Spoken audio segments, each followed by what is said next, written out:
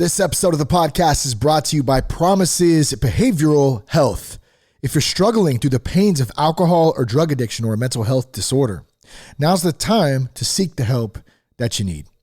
Let this be an opportunity to get back on track and get back to finding the real you. You're not alone, and Promises Behavioral Health is here and they can help. Now, we've worked with Promises for years. We know their teams personally. We have great relationships with them. And most importantly, we trust Promises, and that means you can too. To learn more about Promises treatment options near you, for you, or your loved one, here's what you can do. You can go to promises.com/soberguy. That's promises.com/soberguy. Or you can pick up the phone and just call 888-205-1890. That's 888-205-1890. Tell them that you heard about them from That Sober Guy podcast. That Sober Guy podcast contains adult content, merciless truth, and emotional nudity. Listener discretion is advised. I'm Shane Rammer. You're listening to That Sober Guy podcast, and we help people stay sober. If it's your first time listening, welcome. I'm so glad that you're here today. Got a great throwback episode for you today. Going to hear from Chris Bell. If you're familiar with Chris and any of his work, Chris is an American director, producer, and writer.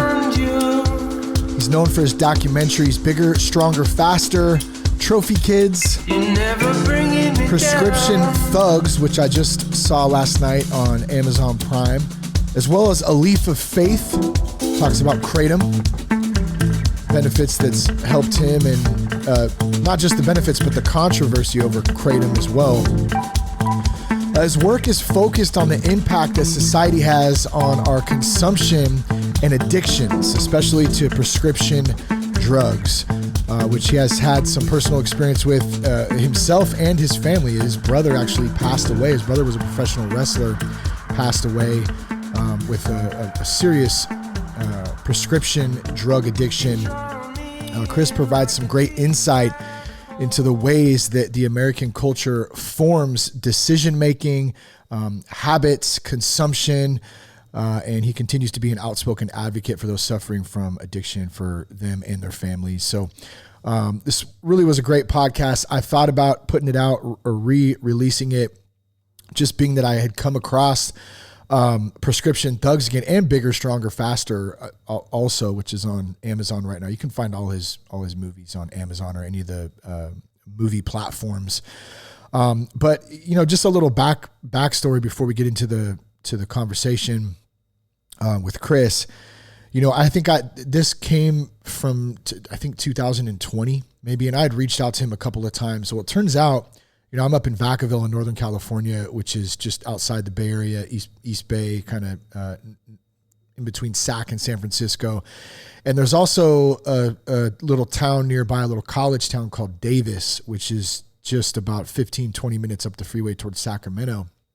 And it turns out, after I'd gotten in touch with Chris about coming on the podcast and talking about addiction and just hearing some more about his work he was doing, he was staying in Davis at his brother Mark's house. And Mark was interesting, got a good story of entrepreneurship, as well as, trying to live a better, healthy lifestyle. He also invented the slingshot. So if you've ever seen the slingshot before, what it is, it's a band, and he's got a bunch of other products that came after that involved with powerlifting. Like these guys, the whole Bell family, power lifters, wrestling, athletics, like big dudes.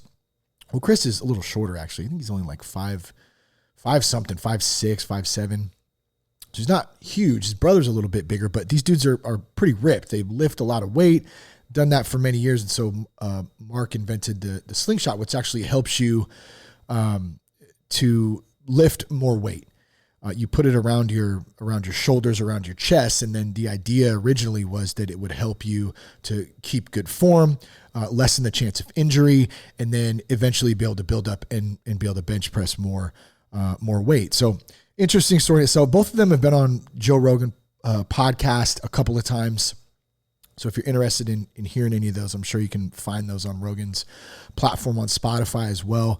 But in any case, we ended up connecting. I ended up going up to Mark's house in Davis and brought my equipment with me, and we set up in his kitchen, and Chris and I had the conversation right there in Davis, California, in his brother's kitchen, which was fun. It was great to meet him. I think he gave me a hat, and we traded some merch stuff or whatever and hung out for a little bit.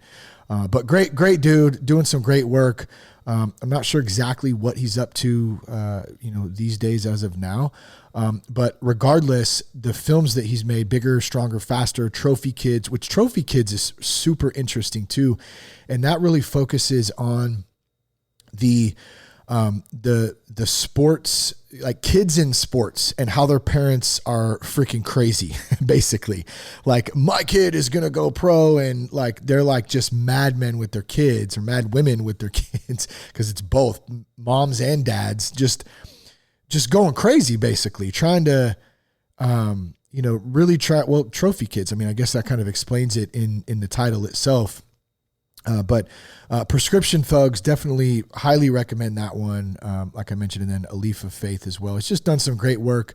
And I just wanted to share this conversation again. So hopefully you get something out of it today. And I would love it if you shared the podcast with a friend. And if you want to find any of our resources, like our free 10-day guide to help jumpstart your life without alcohol, if you want to check out our 30-day Quit Drinking Dude Challenge, that's 30 podcasts in 30 days, along with exercises to complement that work and those days to keep you accountable, as well as our men's community on the Locals platform, where you can join the Sober Guy Men's Crew. But you can find more podcasts, you can find meetings, you can find resources. You can get any of that stuff. You can contact us by going to thatsoberguy.com. It's thatsoberguy.com. And then please follow us on Instagram at That Sober Guy Podcast. I haven't been on there a lot lately. I've been taking a bit of a tech break. I went back to the flip phone for about 30 days. And it's just been nice during this summertime to relax a little bit and really focus on my kids and my family, and really myself, and just trying to be spiritually fit and trying to not try. Let's put it like that. And just be, and really accept and be in the moment and enjoy the time, because the days are flying by. I don't know if you feel that, but man, I think I mentioned it in last week's intro, or the one before, or maybe it was in a conversation. I don't know. I can't remember the chats these days, but it really does just seem like time is going by so fast. So enjoy it. Enjoy the moment. Stay in the moment. Do your best. And man, I hope you enjoy this podcast with Chris Bell. All right, Chris Bell, my friend, thank you for inviting me out to do a podcast today, man. I've watched a couple of the movies, heard some about your story. You got some amazing things that have happened in your life, both big and small, challenging, triumphs, all that good stuff. So it's great to have you on the podcast, man. Thank you, man. I think we just became like best friends. I think so. Like maybe about 15 minutes. We pretty much already did a podcast in about 15 minutes. I kept trying to not talk to you because I feel like I can relate to you so well. It's like you don't know who to expect. Totally. You're just some guy that called me up and said, "Hey, I'd love to have you on my podcast." And I didn't even have time to like look it up or anything. So I said, "Yeah, it's about sobriety. Great. Come on by." Yeah. And then as soon as I saw you and I met you, I'm like, I already like this guy. And for some reason, I don't have any tattoos. Yeah. Or any really inclination to get any, but for some reason I get along really well with people that have a lot of tattoos. People? Especially the more they have. Yeah. For some reason, like the better friend they are. Like that's my lifting partners right now, they're tatted like from head to toe. And you don't have any? I have none. Just never thought to get one. I got a birthmark on near my belly button, but that's about it. That doesn't count. I don't not like any of my tattoos. I have my kids' names. I got a couple here and there. I got them in different places.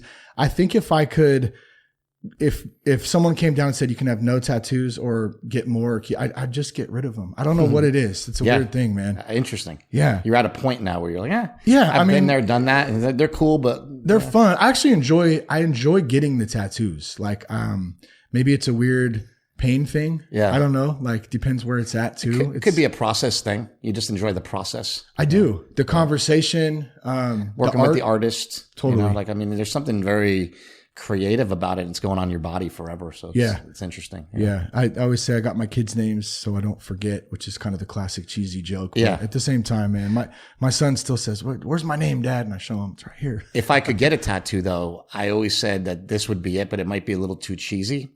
So like the one thing that always like really inspired me throughout my whole life and inspired me to make a comeback and get sober was Rocky, the movie Rocky. And so there's that like iconic shot of Rocky Balboa wrapped in the American flag after he beat Ivan Drago. And I'm always like, I'd love to get that tattooed like on my shoulder, but it'd have to be done. Like it would have to be awesome. Like it would have to look like it popped right out of the movie. Oh yeah. Like maybe a half sleeve or something. I might even need to get more jacked if I do it too. You're pretty damn jacked. You gotta put it across the arms, Dude, so I mean, let's talk about that a little bit. Health, wellness, sobriety. When the first, I mentioned this before we got going, the first film that I watched of yours was Prescription Thugs, which was phenomenal, by the way. Oh, thank you. So much good information in there, many good interviews, fighting against Big Pharma and the opioid epidemic. You also, since then, went on to lose a ton of weight and just get jacked, bro, and just really change your lifestyle. Where did that start for you? It's been a very interesting journey. So I'll start when I was young. When I was 19 years old, I was a power lifter. And every week I'd go into the gym and I'd put 500 pounds on the bar and I'd do sets of 8 with squats, like all the way ass to grass, down to the floor. And I was a kid, and I was beating everybody. I was a power lifter and I was on a national level and I was beating everybody in the country. And I went to teenage nationals and I came in third, and that kind of humbled me a little bit because I didn't come in first, but it was the national meet. And then I moved to California and started basically kicking ass in California and powerlifting out here. And when I was just always so into training, but the way that I got into training was really interesting because when I was 16, I had a double knee surgery, arthroscopic knee surgery. And that was sort of the first sign that there was maybe something wrong with me. Because that's young. I was 16 years old and I was playing Pop Warner football and I had to have this knee surgery. And after I had the knee surgery, I had a football coach. My football coach was a chiropractor. He was also a power lifter. And he said, well, I'm going to teach you how to do squats, And it was kind of interesting because this guy had a lisp and, kids are mean and they'd be like, oh, you're going to go squat with Dr. Tom? And I'm like, yeah, I'm going to go squat with Dr. Tom. And then, and they thought like, oh, Dr. Tom, he must be gay because the way he talks. Like, he's got a lisp. He's totally normal. Like, shut up. And he squats what I've learned, like a beast. but listen, where those guys went wrong is they didn't listen to him and I did. And everything that I have today is because I listened to that guy. Yeah. You know what I mean? Like I wasn't the mean one. I wasn't the one. You weren't being an asshole. Yeah. And that's like one of my brother's rules of life is don't be a dick. Yeah. Totally, man. He always says that. Yeah. But I say that like I listened to him and I internalized what he said and I was able to come back from an injury and, repair my body and get stronger. So he started me squatting with a broomstick on my back and it was a broomstick. And then 3 weeks later, it was 135 pounds. And like 6 weeks later, it was maybe 225. Then maybe like 6 months later, it was 315. Then it was 405. Then it was 500 pounds. And you're going, wait a second. I just keep going up, and got up to like a 675 pound squat when I was like 23, 24 years old at like a 200 pound body weight, which is, 675. Yeah. Considered really good in the powerlifting world. And, but then when I was around like 27 or 28, everything started to hurt. Everything started to ache. Yeah. I was always a power lifter. I always prided myself into going to parties and I wouldn't drink. I didn't drink. And the reason why my brother, Mark Bell, who, I call him Meathead Millionaire. He's built a huge empire business on his company Slingshot. Uh-huh. And, Mark is like a fitness icon now. And he always said, we're actually sitting in his house right now. He always says, hey man, it's, I forgot where I was going with that. Go ahead. Well, no, you were talking about building the empire from Mark. Yeah. And shit, now I forgot to. Don't seriously, we're sober. I swear to God, I promise. No, but basically, where I was going with it is Mark has built himself up in this way, and he this is what I was going to say. He would always say, I don't drink because you never drank. And to this day, he really doesn't drink very often. Maybe every once in a while. His wife loves wine, but he'll have a glass of wine once a month. You know what I mean? Like, he doesn't even care about alcohol. And I was always like, how is he even like that? You know, because when I was growing up, I never really liked it. I didn't like the taste of it. I didn't like going to parties. I like going to parties just to like talk to people and hang out. Yeah. But I always knew about every party. I was friends with everybody. So like, we were always at every party, always hanging out. We were still cool. We actually made sobriety cool when we were young, because we would go to parties, we'd hang out, we wouldn't drink, and we'd be cool. And really, you know, and so I think that there was something about that. And that's rare, especially at a younger age like that, with the culture of alcohol, how it's just such a norm for everything. You gave me a bumper sticker that says "Drinking is for pussies," and that would have been right on my car in high school. Yeah, you know what I mean. I would have been like, "Yeah, drinking is for pussies."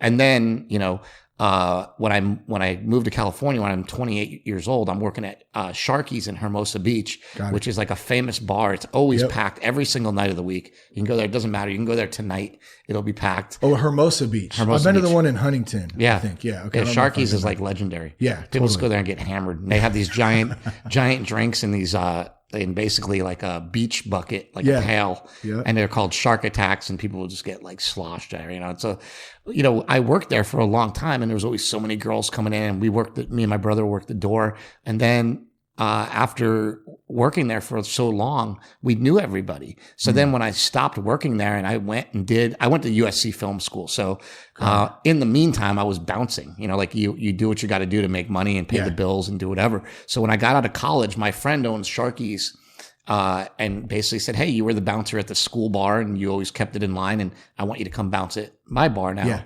You know, he's like, "I want you to be the head of security." I'm like, and I'm not a very big guy. I'm only like 5'6", but I was always in charge of the guys that were like 6'4", 6'5". I would hire the biggest guys I could find, and they would, you know. But I was better with people. I was good at talking to people and good at, you know, talking to people. Those social skills. And good at talking people out of fighting, and good at talking people like, "Here's why you can't come in here." This reminds me of Roadhouse. Yeah. Be nice. Yeah, until it's time to not be nice. Yeah. And it was just like, "Hey man, here's the rules," and you know, this and that. But, you know, I think it's, but from working there and being around a bar and being around that environment, when I stopped working there, I just fell into it. Like, it was really easy. Like, I knew every girl in Hermosa. I knew everybody that partied. And so it was like real easy for me to just be like, yeah, I'm just going to go to Hermosa and party tonight. And it was fun for a while. But then, as I was doing it, my body was breaking down. Like all these things. You're talking about drinking, right? Yeah, drinking. Started drinking. Okay. I basically got out of lifting and into drinking around 28. And from like 28 to like 35, it was like, it's like a blur. It's like, I have no idea like what even went down. Actually a big part of my life is like that. And that's like the one regret that I have in life is that, I wasn't sober during some of the times that were really important in my life. Like we'll get to it a little bit later, but when my older brother Mad Dog died, I was so high on pills that like, I don't even remember crying, you know? Really? I remember I've cried a lot since then. But it's since I got sober, you know? But before when he died, it was just kind of like, oh, okay, cool. What do I need to do? You know, and it was very emotionless and it felt horrible because I wanted to cry and I was asking everybody like, should I be crying? They're like, yeah, I think so.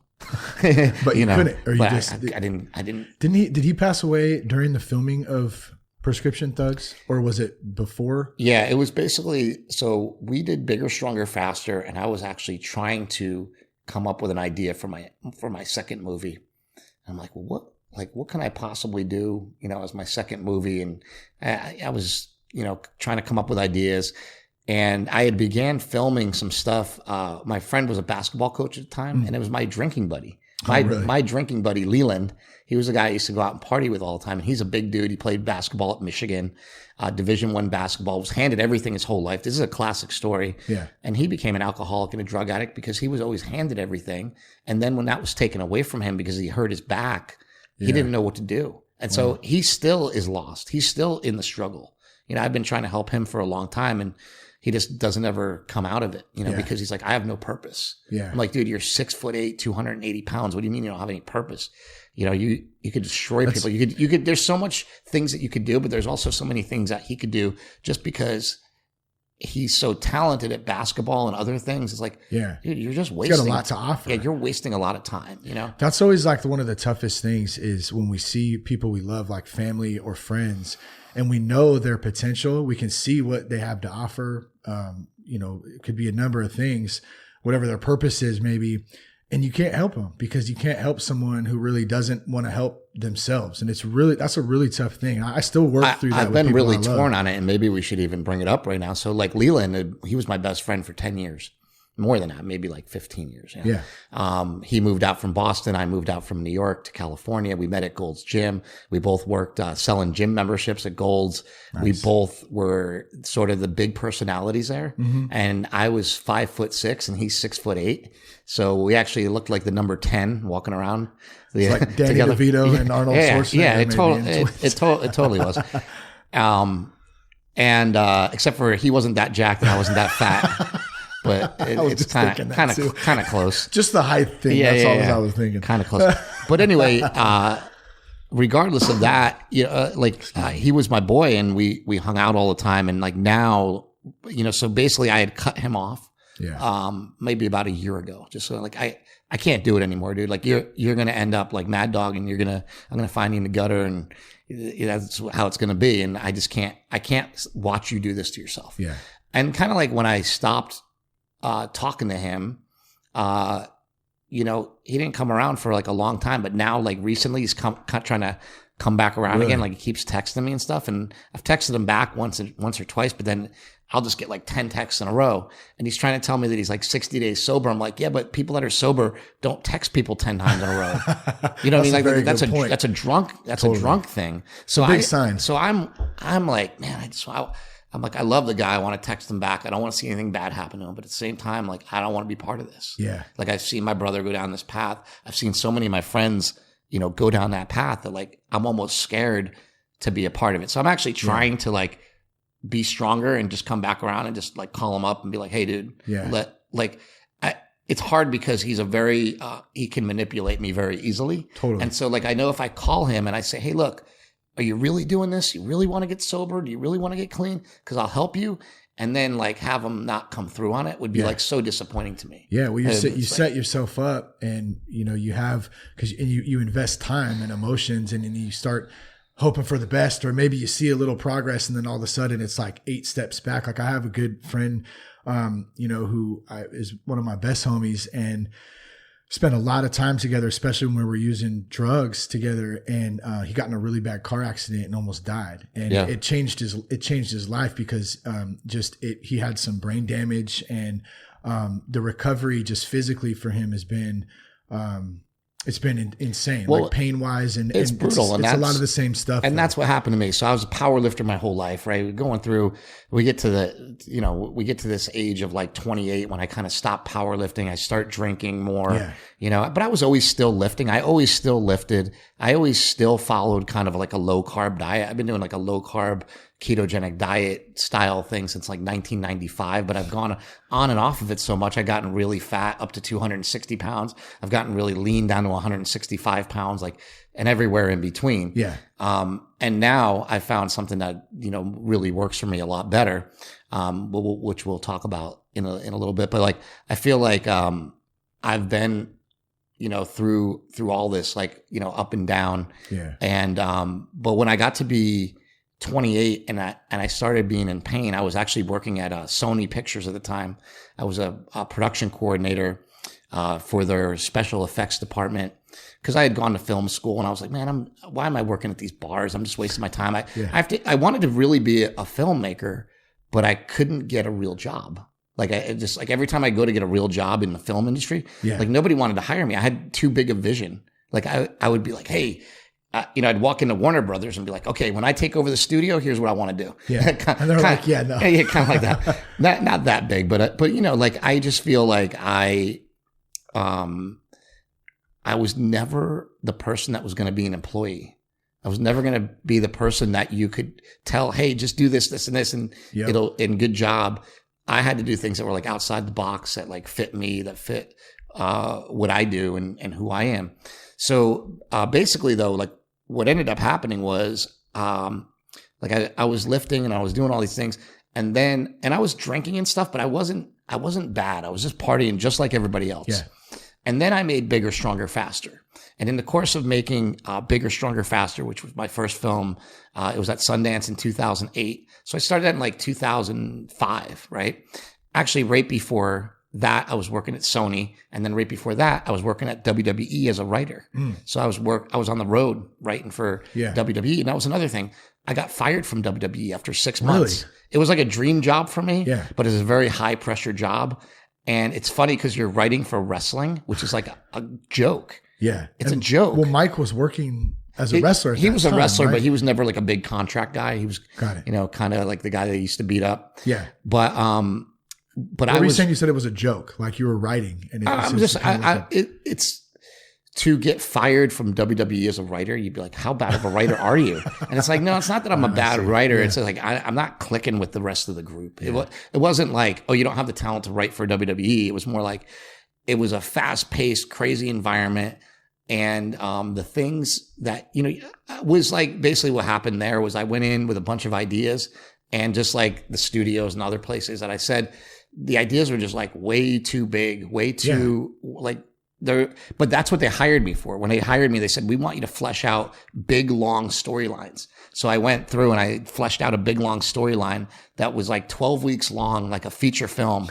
Like, we're going to unmask Kane, the Undertaker's brother. He's going to take the mask off. Like, I built out this like 12-week thing. And then like when you actually see it on TV, they did it all in one night. So it's like they could basically like just in the beginning of the night set up a match and like, okay, we're going to, tonight he's going to get on. That was it. It's like, I thought you guys wanted me to develop long, but a lot of things would happen, happen like that. And it's just like, I just wasn't cut out for that. Well, so then you were saying you made Bigger, Stronger. What I wanted to say is like all those things, like when you get fired from WWE, from your dream job, that was a crushing blow to me. It was a depressing, crushing blow. And it wasn't like I went home and started like drinking after that or anything like that. Yeah. These things slowly creep up on you. Somebody was just asking me about like how much of it's a personal choice. And I said, none of it. It's you slide into it. Yeah. Is it a personal choice to take the pill, the Vicodin, the Percocet, the fentanyl the first time? Yeah. But usually it's not really a choice. Usually it's a direction that you're given from a doctor.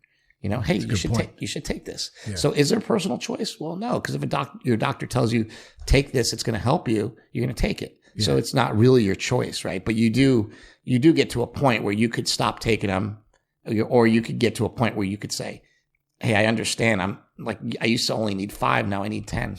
Yeah. And you can get to a point where you can say, okay, well, maybe I should get off of these. Yeah. And then personal choice could be an issue, but at that point, we know as addicts, it's not your choice anymore. Yeah. The drug already took over. And I think what you're talking about too is the progression of things. Like, so whether it's alcohol, pills, whatever it is, I never thought I would be in the spot that I was in the last year before I went to rehab. Like, it was like I'm not supposed to be, this isn't what I planned my life out to be. Like, I'm not, how the hell did I get to this point? And it happened so fast. It was almost like unreal. Almost surreal, I guess. Yeah. And I think that's the path that I went down. It was like, it just got you all of a sudden. It got me. Yeah. And so basically like, I'll just skip forward a little bit because this is where the interesting stuff comes in. I finished Bigger, Stronger, Faster. Uh-huh. I finished my first feature film. I went to USC Film School. I was dying to make movies. I got out of school and it took me 10 years from the day I got out of school, which by the way is a story that my dad told at Sundance. He walked up and, we were in front of the whole, all the people that watched the movie at the premiere, like 500 people.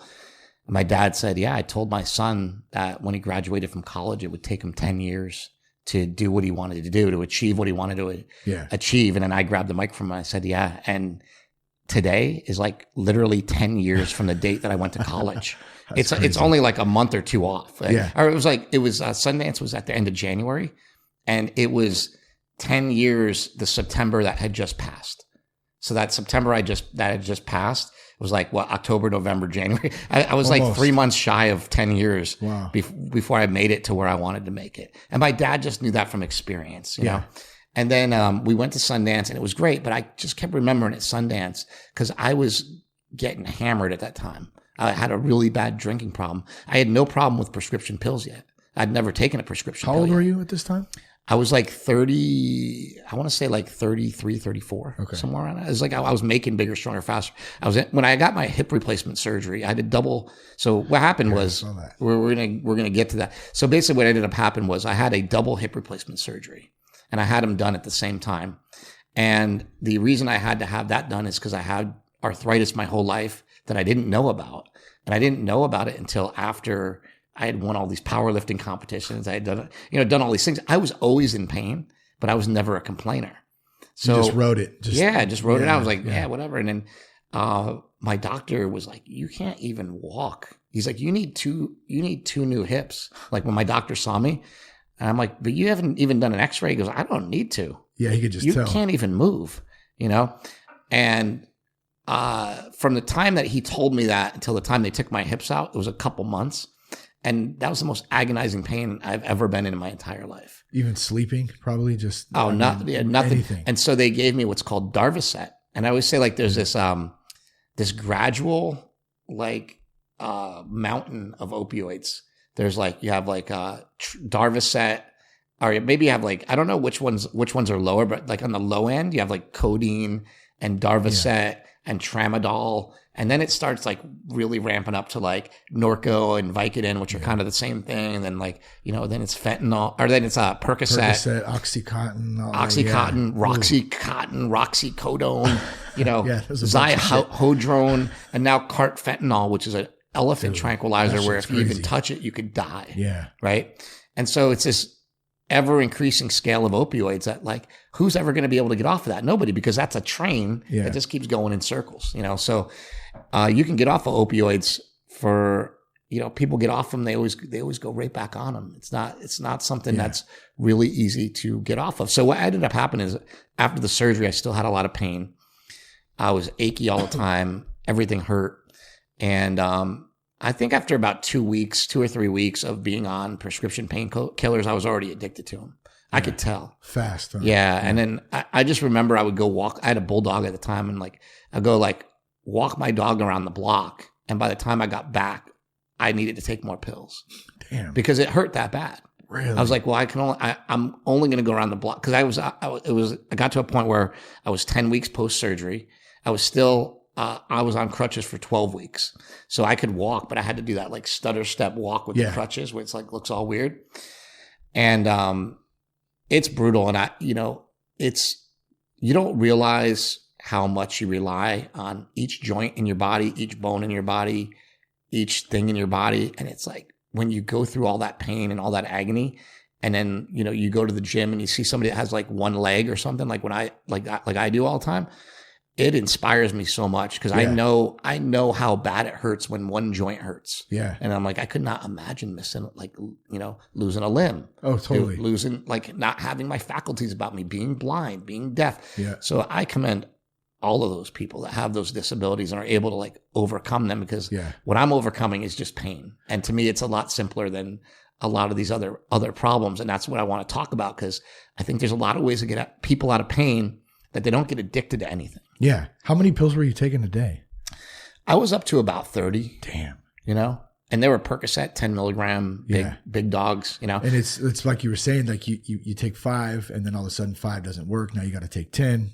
So speaking it's just of irony and how, how messed up the country that we live in is, I'm at the UCLA USC game, and the doctor who owns the clinic where I had my hip replacement surgery ends up sitting right behind me. Really? And I'm sitting there popping Percocets the whole game, talking to the dude. Right? And he's telling me he's like, have you had trouble with your hip? I said, yeah, my hip's killing me all the time. And I was telling him all the pain I was having, all the problems I was. And he's like, well, listen, man. He's like, we've had a lot of people have recalls on their hip. I'm like, you have? And he goes, yeah, we've had about 5% people recall. They're still in pain. He's like, you might be one of those people. He's like, you need to call my office right away. And I was like, okay. So I actually went home. By the time I got, it wasn't that day. It was maybe that was on a Saturday because it was a USC football game. Yeah. So by the next Monday or Tuesday, they had called my parents, the office, and they said, we need to see your son right away. We think he might have one of these bad hips and we might have to redo it. So basically like they pulled 2 years after my first surgery, I was still addicted to painkillers. And then they rip out my other hip and put a new one back in. So that's my third hip replacement basically. Damn. And when they did that, and then they put me back on pills, and that was in November. It was November 14th of 2008, right? Bigger, Stronger, Faster was just about to come out. Like it was going to come out in January at Sundance. So I was going to be, the plan was I was going to be just off crutches, when I got to Sundance. And I was, right? That was the first surgery. The second surgery happened in 2000, I want to say it was 2009 or 2009. And it happened like 1 week or one month before my brother Mad Dog passed away. So Mad Dog died. And then I went in for a hip replacement, and then my brother died. Imagine like how bad that is, like getting kicked in the nuts, totally. After, it's like insult to injury. And like I said, my brother died, and I didn't really have the emotions there that I thought should be there when somebody dies. Yeah. It's really totally numb. And that's another, like if I have any regrets, those are the regrets. It's those little things. Like I should have cried more when my brother died. And it's like, because I feel like I didn't mourn properly, and maybe I didn't get over it properly, because I think things at the time mentally affect you, right? Like it mentally affects you at that time, and it's like where your mental state is at that time, I think is going to matter as far as like how you deal with it, how you grieve, how you process it, and all these different things. So I never really processed that correctly, and I always felt, I always feel guilty about it. Still till today. Yeah, like I don't even kind of like to talk about it. I feel like I'm getting into dirty territory or something. Like maybe I shouldn't. Do you work on that stuff like through recovery, like I do step work or anything? Yeah. Okay. So here's my deal with AA. I think AA is amazing. I love it. I've never heard better stories. I'm a storyteller. I'm a filmmaker, and you cannot make up the things that you hear in AA. You can't make up like, I got hammered. I was at the airport. I got hammered. Next thing you know, we're landing in London, and I'm in the cockpit with the pilots drinking. And I get arrested. And you're like, what? How did that happen? And you have no idea. Unbelievable. I mean, you've heard them on. So that's just one example. They're insane. And you hear those stories. So I love it for that fact. And it's helped me tremendously to do a lot with my life. But when I went, I was forced to go through the rehab I went to. I hated it. You didn't want to be there. I didn't want to be there. I didn't like the way people acted. I hate walking around watching people suck on dildos, which are those vaporizers. I can't stand it. What is the deal with those? It's stupid. Yeah, I don't get it either. But it like looks like a dildo. It's like it does actually. And they're like say that. They're like sucking this. They always thing. cover it too. Maybe that's like, so it doesn't have to look like it. Yeah, sucking these things. You think about how weak-minded it is. Yeah. Think about how weak-minded addiction is. Think how weak-minded it is when you pick up a food that's made for a child and you eat it. We'll talk about cherry pies. But I have a story for you. Let's hear it. So I started a ketogenic low carb diet, shortly after, but like a couple of years ago, started doing it seriously. And when I was doing it, I was with my girlfriend, Lauren, and Lauren was like, okay, we're going to do this. And Lauren's already like shredded. She looked awesome. And she's like, we're going to do this. Like, you're going to get in shape. And I think in the back of her head, she thought like, he's not going to really get in shape. Like, who's he kidding? Yeah. And she just loved me because she's a happy girl, and she was, super nice girl. I just got lucky, man. I got lucky with this really, really beautiful girl who people were like, come up to me going, dude, is that your girlfriend? No offense, but she's way out of your league. I'm like, no, like, trust me, I know, dude. I know. Like, I know what I got, man. I'm well aware, and I take care of her really good, and I'm really nice to her. Yeah. So don't worry about it. But it was always kind of like that. And but she's, she ended up being the one that saved my life, because when I was down and out, and I was, but let me tell this story first. So I started this low carb ketogenic diet, and I was sticking to it, and it was the third day in. And the third day in, I had these crazy sugar cravings. But since I was an addict, I didn't, I had that behavior where I'd like to hide stuff. Totally. So I was like, hey, Lauren, I need to go to the gas station to get gas. She's like, at 9 p.m.? I'm like, well, I like to get up early and train, so I don't want to get up at like 5 and have to go to the gas station. Yeah. I'm just going to go now. I feel like going now. I'll go fill up my car. But I was really going to the gas station to get a bunch of candy. And I got like 2 or 3 packs of Starburst, just regular Starburst. And I just like opened them right there in my car. And like you're doing dope or something. But Starbucks are hard. Starbursts are hard to open. Yeah, it takes some effort. So it takes a little effort, right? Yeah. And I opened up like 2 full packages of Starburst and chomped them down, ate them in the car, and then like went back in and was like, "Hey, hon, how you doing?" And then she's like, "Oh, awesome! Like, I can't wait. What should we have for breakfast tomorrow?" And I'm thinking, man, I just blew my diet. Ate a bunch of Starburst, and I didn't tell her for like months afterwards because I felt so bad, and it didn't do anything to my diet or what I was doing. It's like mental though. Like there's a mental. It was a weakness. Yeah, I look at it as a weakness. And you said you have a weakness with like cherry pies, man. It's the same thing. I'll go. Jess will say, "Hey, we need some potatoes. Grab a salad." Okay, I'll be right back. And I've actually done the same thing too. Hey, I'm going to run to the store real quick. Yeah. It's cherry pies, Hostess cherry pies or cupcakes, Hostess cupcakes. And it's the same thing. I'll eat them real fast on the way back home when I'm driving. Yeah. And then Nobody will see it. Nobody will see it. And then I'll go around the side gate on my way in and I'll throw them in the outside garbage so nobody sees them. And then I'll go in. Hey, how you doing? Yeah. And it's like this, there's this self-destructive want or need there too. It's a weird yes, I like the taste of it. It's sugar. It tastes good at the time. I feel terrible afterwards, but it's almost like a punishment type of thing, which is really odd, even when I say it out loud right now. Yeah, it is really weird. And so, I think that, we can condition ourselves out of those things. Yeah. We were made to be addicted to food though. That's the thing that you're missing is that like, you probably haven't dove into the food industry like I have. I'm doing this documentary now on the food industry, and I know it's terrible. It's Frito-Lay spends $30 million a year on making their foods more addictive. That's in A Leaf of Faith. I talked about vanishing caloric density in A Leaf of Faith because I think it's really important to put things in perspective and in ways that people can understand it. So when I want to talk about how addictive something is, I said, well, it's like as addictive as coffee. Now, now you can understand it, right? Like you have a better understanding. You can compare, kind of. But if I tell you, Ben, like, hey, look, I designed to make this cherry pie addictive. They're doing the same thing that Big Pharma did with opioids. So opioids are 1,000 times more, they bind to receptors 1,000 times harder than anything in nature. And, kratom, which we were talking about before, is a plant from Southeast Asia that people take to use to detox from opioids, but also take it just because it makes them feel good, makes them happy. And it doesn't bind to the receptors in that way because it's natural, right? So now you're looking at it go like, wait, they designed it to bind to that receptor? And their excuse is like, yeah, well, we had to. That's how it gets rid of the pain for so long. And and then OxyContin was all started on a lie where they told you like, hey, look, it'll last 4 hours.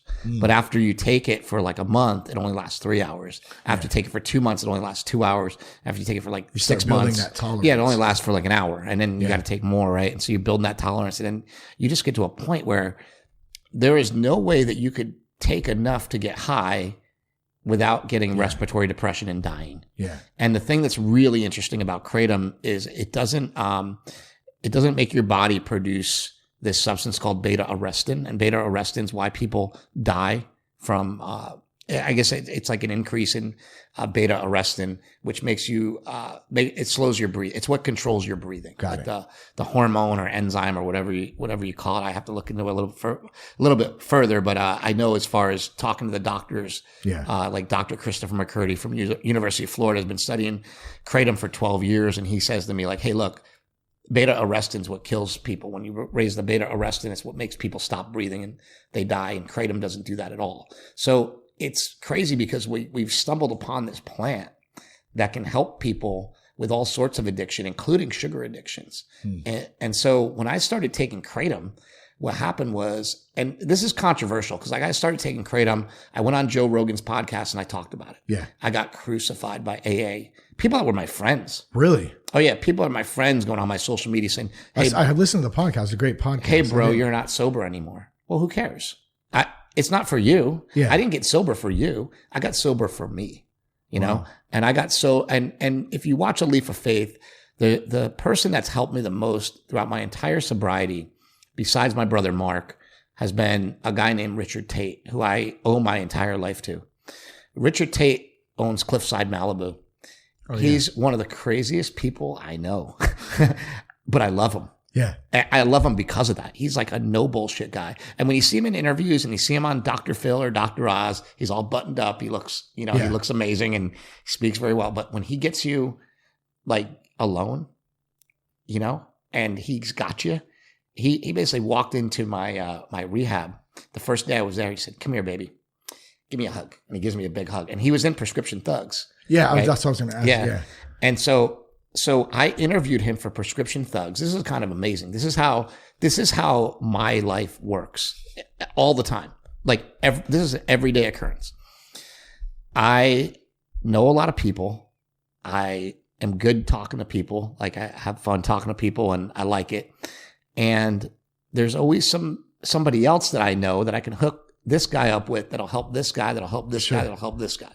Yeah. And Richard knew that, and he's seen my films, and so I interviewed him. But then 6 months later, or even more, like 8 months later, I ended up in detox up here in Sacramento.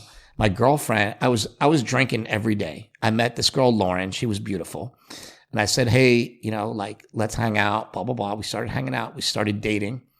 Once we started dating, I had to say to her, like, "Hey, I have a problem." And she's like, "What could it possibly be?" I was trying to think. I'm like, "Well, listen, every night when you go to bed, I open up a bottle of vodka and I drink the whole thing." She was like, "What?" I'm like, "Yeah, the whole thing." And then I take benzodiazepines to go to sleep. She's like, "What are benzodiazepines?" Like, well, like Xanax and Ativan and like she had no idea. And so what happened was I was able to get off of opioids. I was able to get away from them, but I couldn't get away from alcohol. And, you hear these disputes all the time in rehab and AA. And I would just say, like, it's probably all the same. We probably struggle to different degrees with different things depending on who we are. Some people it's cocaine. Some people it's heroin. Some people it's pills. Yeah. Some people it's booze. Some people it's porn. You're like, how can you get obsessed with porn? And you're like that. You could just walk away from it. Like, no, they can't. They have the same problem that we had. Yeah. And some people have all of them. Some people have issues. What's your drug of choice? And some people are like, I'm an everything club. Totally, yeah. Gambling, shopping, sex, drugs, alcohol. I think that's kind of what you're saying, right? Like the concept of it, no matter what the choice is of what the product is or whatever it is you're using, that addictive tendency or trait, if you possess it, it'll kill you. So I think addiction's everywhere, right? Yeah. And I think so one of the biggest places where addiction comes, like we all have to eat every day. We don't have to use drugs every day. We don't have to drink alcohol every day, but you have to eat. Yeah. So are you going to make a good choice? Are you going to make a bad choice? Are you going to make an uninformed choice? Are you going to make no choice and have somebody make it for you? Like there's several options here, right? Yeah. When you say each time that you eat, I want to be a strong individual. I want to be strong. I want to be a good dad, a good husband, a good whatever you want to be good. I want to be a good podcaster, like whatever. I want to be good. Well, those things require proper nutrition. And I think this is like the way to explain it to kids, because I feel like in a way you got to talk to people like they're kids because they're eating like kids. Sure. They're eating cherry pies and Starburst. Look at us. We're fat fucks, like look at what we're eating. And so when you have, when you're like looking at that, you go like, well, why is Shane eating so much sugar? Why does he need those cherry pies? Yeah. Well, he needs those cherry pies because his brain tells him that's good, and that lights up his brain. It gives him dopamine. It gives him what? What does it give you? Dopamine? Dopamine. What's the first couple letters? Yeah. Gives us dopamine. High. Yeah, it does. It's a euphoric and if we can get rid of dopamine. Yeah. If we can, we need it. But I mean, if we can lower our expectations of when we get dopamine and when we don't, and we can replace that with something called serotonin, which is also made in the brain. Serotonin comes from love. Serotonin comes from Lauren. It comes from my dad. It comes from my mom. And it comes from my brother.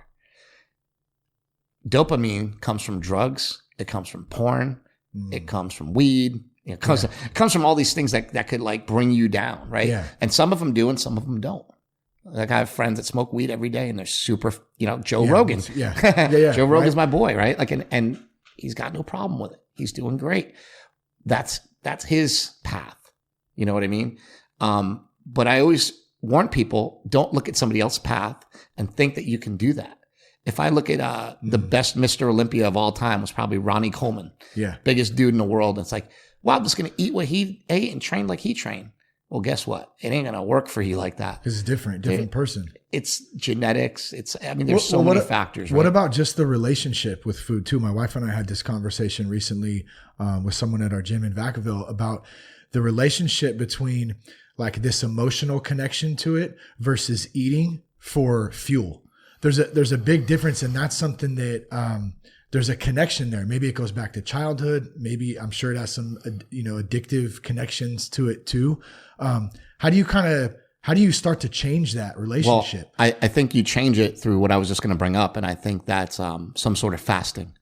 Really? So my brother, a couple of weeks ago, he owns a house up in Bodega Bay. You know where that is? Great place. Yeah. So they own like a nice beach. He's done well for himself, and he likes to have nice things, and they have a cool house up in Bodega Bay. And he said, "Hey, this is a badass house too." I'm going to excuse me. I'm going to go do a dopamine fast.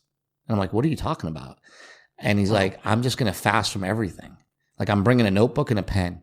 I'm not bringing. I'll have my phone with me, but it's going to just stay in a drawer somewhere. Yeah. And I have my car, but I'm not going to listen to the radio. I'm not going to listen to podcasts. I'm not doing anything. I'm driving up there by myself. I'm hanging out in my house by myself. No wife, no kids, no friends, no nothing. And I'm just going to hang out and be with myself for a weekend." And he made it like 24 hours.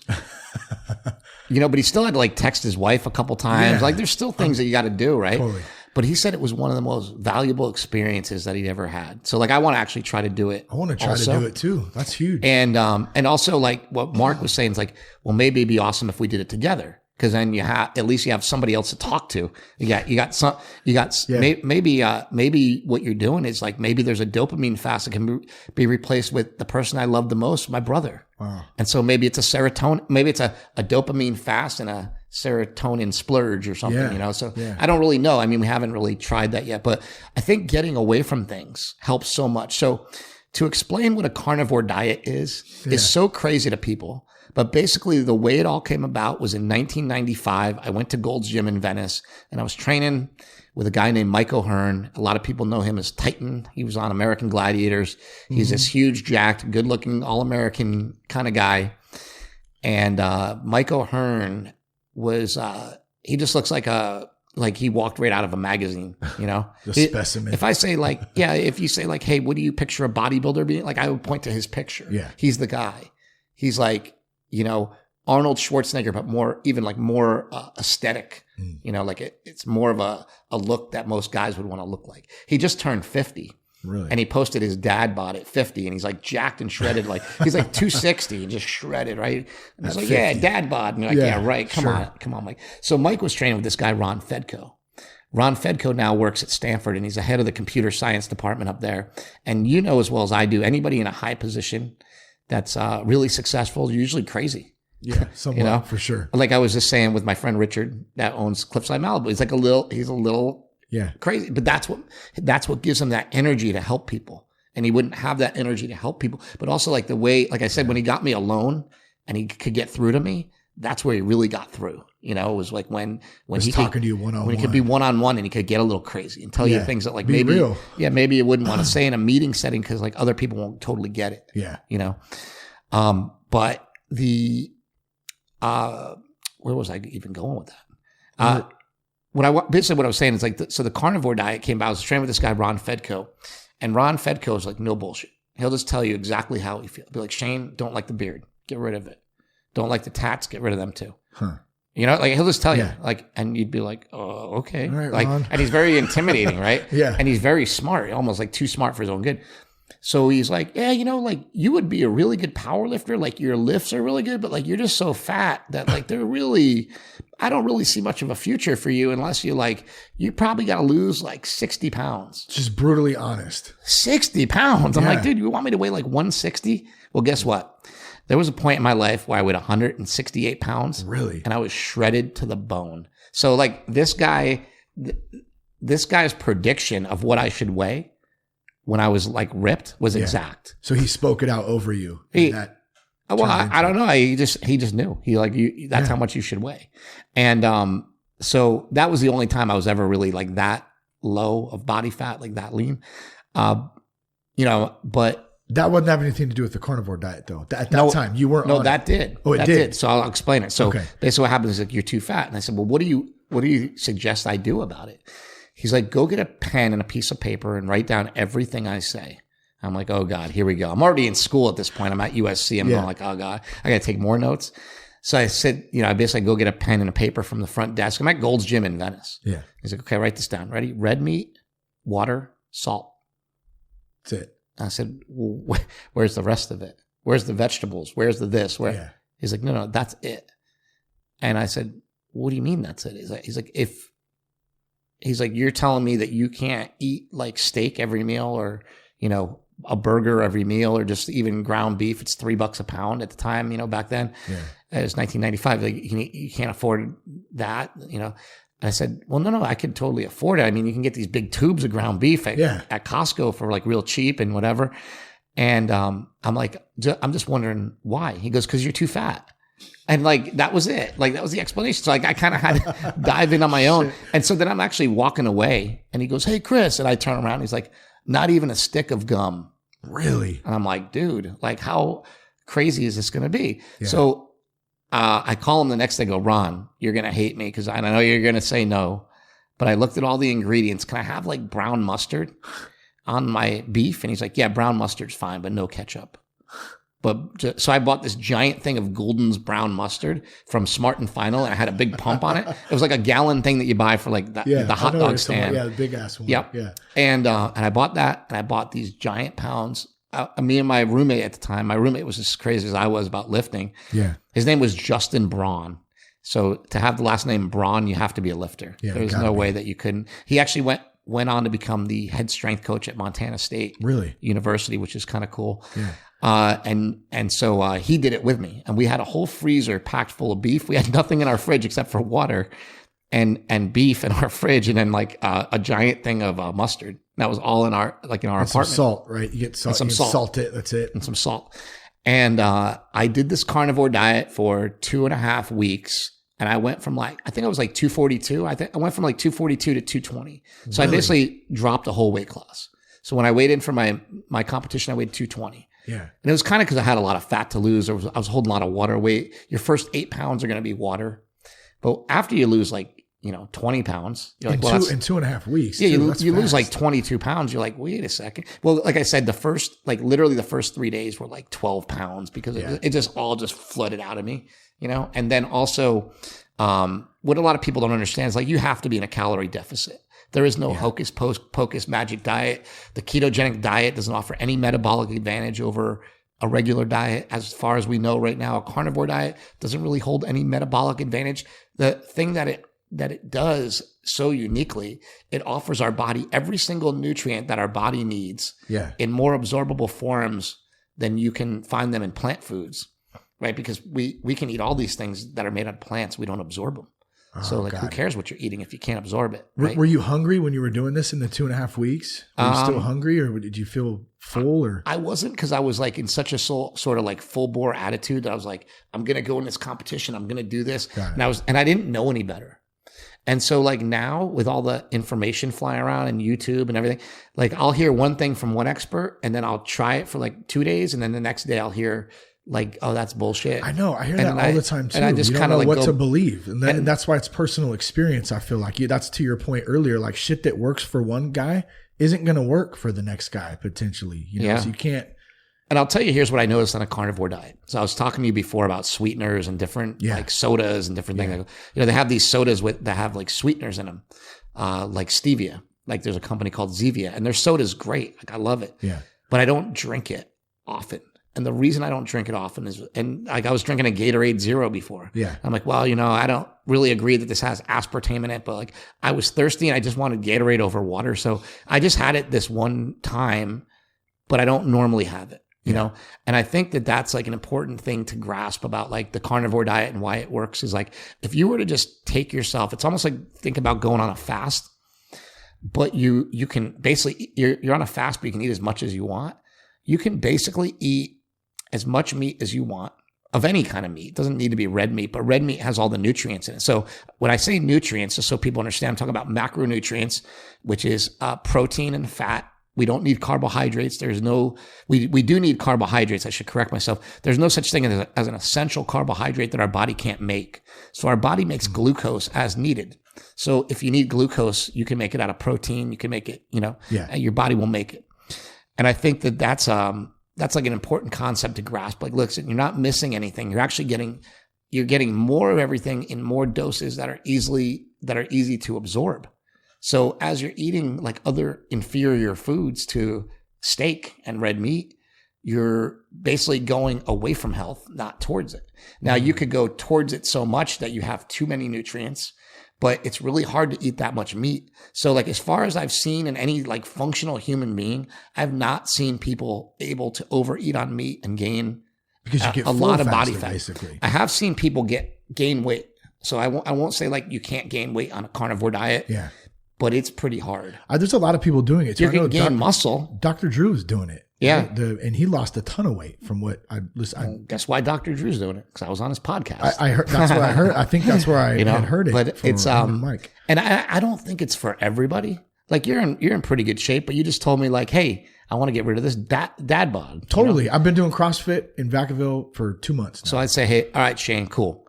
For 2 months, we're going to do like going into summer here. We're going to hop you on a carnivore diet. But I know you have kids and I know you're married and like, I know that like you don't want to get crazy with it. You still want to have a relationship with your family. So listen, man, you can have whatever you want like once a week.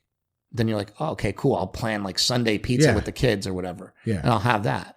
And and everything else is as long as I can do, what do they call the In-N-Out again? The Flying Dutchman. The Flying Dutchman. You post them on. I'm like, damn, that looks good. Dude, I want to see that. See, that's the thing is like, you got to find ways to make it sustainable. Now, a lot of people will talk to me about like factory farming and like, oh, like In-N-Out, they get their beef from blah, blah. Yeah. Do you know how many people go to In-N-Out every day? A lot. Yeah. Got lines wrapped around the parking lot. And guess how many of them are going to die? All of them. Guess how many people that don't go to In-N-Out every day are going to die? All of them. Yeah. Same thing. And the longest lived person in the history of the world is 126 years old. Why do we think that we're going to all of a sudden surpass that? I hear people all the time in the biohacking world talking about living to be 140 years old and 180 years old. And I'm like, come on, man. Like, why? I don't know if I'd want to live that long. It's a long time. What do you do? Yeah, that's what I'm wondering. What do you do? You're like 160 and you still got 20 years left. It's a lot. You know, what about Bang Energies, man? That's one thing for me that, I like the bangs, man. Here's what I was going with all this stuff with sweeteners and all these things. The more that we have them, first of all, Bang is a great energy drink, and it has, caffeine and some creatine in it and some things that, it's a good like little pre-workout thing, but it's got aspartame and it's got sucralose or whatever they use to sweeten it. And I would say, the concern for me, much more than like cancer or any sort of thing that this is going to cause in your body, my main concern is that you're going to be attracted to it because it's sweet. And maybe sweet isn't something we should be associating with. There really isn't anything like that's not sweet in nature. And the things that are sweet are like fruit. And it's like naturally sweet. But most fruit that we as human beings have ever eaten has been sweetened. And I'd say pretty much all vegetables that we eat have been manipulated and they're not GMOs, but they're definitely modified. Yeah. Broccoli comes from kale, and cauliflower comes from kale. Like these things are bred together. And so like most of the vegetables we eat are fake. They're man-made. I should say they're not GMOs, but they're man-made. They don't exist in nature. Like broccoli doesn't just grow. Yeah. It doesn't just grow somewhere. Like, no, they made those seeds. They made it. So people think they're eating all these natural foods and all these things that are great for them. But plants have so many toxins that they send out also that rob our body of minerals. So if I eat a bunch of red meat and then I go eat a bunch of greens I eat a bunch of spinach with it, right? Spinach has what's called oxalates in it, and oxalates will leach calcium out of your bones. So I just had all this red meat, got all these great nutrients. Now I have what's called an anti-nutrient pulling calcium out of my bones. I don't need that. Yeah. I don't want that. Yeah. And well, why is that? Well, because herbivores are made to eat plants. Carnivores are made to eat meat.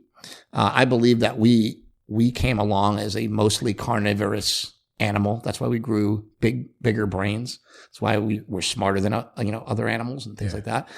And but there isn't a whole lot of proof behind a lot of this stuff. So it's like I don't get too dogmatic about it. I just go, you know what? Yeah. I think it kind of makes sense that but it's worked for you. Well, look, if we've been eating meat for millions of years, yeah, that's like why change it? And I know we've done the same thing with meat because we'll get the arguments on the other side. Well, they've manipulated the meat. They made the meat fattier. They've done this. They've done that. Yeah. But still with all the things that they've done to the meat, we haven't seen it affect health outcomes in the same way that we've seen it with other things. So what about like, so one thing that you pointed out that I really liked was that you said when you make your documentaries, or at least in Bigger, Stronger, Faster, I think, you didn't necessarily have an agenda and a message to flow. That to me, that's art. So you have something you're interested in. There's things that you're exploring. You're trying to talk to different people, and then at the end, you're going to compile all that stuff together, and that's the art of it to me. Yeah. A lot of these other ones, they have an agenda behind them already. And so the only reason I'm bringing this up right now is because like the meat industry you're saying, and I'm not an expert on it, but I know there's some videos out there that have a specific, and I'm not going to even, if my film comes along and, comes out, my newest film, and it ends up that the result is, hey, I did all this and I got really sick and now I'm on a vegan diet and that's the way to go, then that's the way the movie goes. That's it. There's no two ways about it. Yeah. When I did my movie about Kratom, I had a company helping me with it, helping me make the movie, helping fund it, helping get it made. The company Urban Ice Organics, which I'm very grateful to. They're a great company. And they only produce Kratom, tested and quality tested. He was in the movie, right? Yeah. I forgot his name. His name's Kelly Dunn. Yeah. Yeah. And he's the owner of Urban Ice and he's awesome. And we are still working with him on some different projects and like keeping Kratom legal and all these like things that are bigger than just like selling a brand. Well, and I loved what he was saying in there was that obviously there's issues with the FDA and the DEA. There's that side of it, but to his point, and I'm sure you guys have probably talked a lot about this before. It was more to the point of the community around Kratom getting behind it and changing that aspect of it. And once that starts to move, the other pieces can fall into place or grow. Yeah. I thought that was a really good point. And just so people are aware, the problems that we're talking about with Kratom are the FDA and the DEA don't like it because it's a plant. It's not standardized. There's no dosages that they know about. Yeah. It hasn't really been researched enough. So what I always default to is like, hey, look, I understand that this plant may not be perfect. I understand that there might be problems. Like there can be people that get addicted to it, but I'll explain why in a second. But when we see something that's saving all these lives and helping all these people, like I get emails every day, I get tons of them. And out of 100 emails I get a day, maybe one will be negative. So it's like, where do you people find sharing what their experiences with it or whatever. Yeah. And so when you're like looking at it, and the ones that are bad always make you mad, and you'll spend the most time trying to reply to them. And then like 9 times out of 10, I'm like, I'll just delete what I was going to write.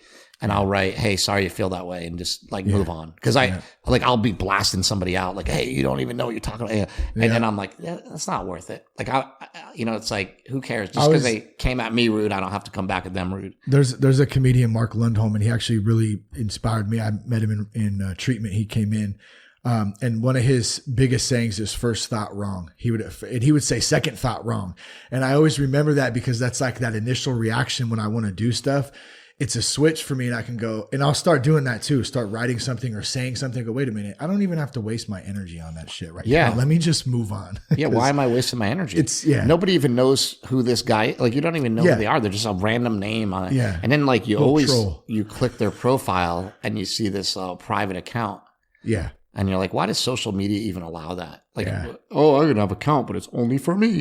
Well, then don't show it to anybody. Point? Don't show it to anybody. Yeah. Don't let anybody go and, it's like, if it's private, then like it's private. You just have to send a request. So let's say this real quick, just for somebody out there who has never heard of Kratom, doesn't even, it's like, Kratom, what the hell are they talking about? Like, what is Kratom real fast? I know you've touched on it a couple times. It's a plant from Southeast Asia that's in the coffee family. Okay. The plant is called Mitragyna speciosa. Is also known as a kratom tree or plant. In Southeast Asia, they'll have like, in the backyard, maybe they have a kratom tree and they'll have, the grandmother or the mother, matriarch of the family, a lot of times will go out and grab a bunch of leaves and throw it in a pot of boiling water and steep it and like, just like making tea or whatever. Yeah. And they'll take the extract, and make a tea that the family will drink all day and just feel good. Yeah. Everybody feels happy. So the real reason why they started using it over in Thailand and Southeast Asia and stuff like that is because people were out working in the fields and they would go out and they'd work 8 hours in the fields and they'd be beat afterwards. They'd be like, I'm done. I can't do anything. They would chew on raw kratom leaves and they'd work 12, 15 hours, not even notice it. Really? And then what's really interesting is like some of the studies that were done back then, because people think that the studies are like, oh, if you look at the studies, it causes your skin to darken. Well, no, it doesn't cause your skin to darken. It's these people are out in the fields for like 15 hours a day in the hot blazing, 90 degrees sun of 95 degrees every day in Thailand. Like, I don't know if it caused their skin to darken or if they just got a tan because they were out longer, right? So there's a lot of like misrepresentation around kratom.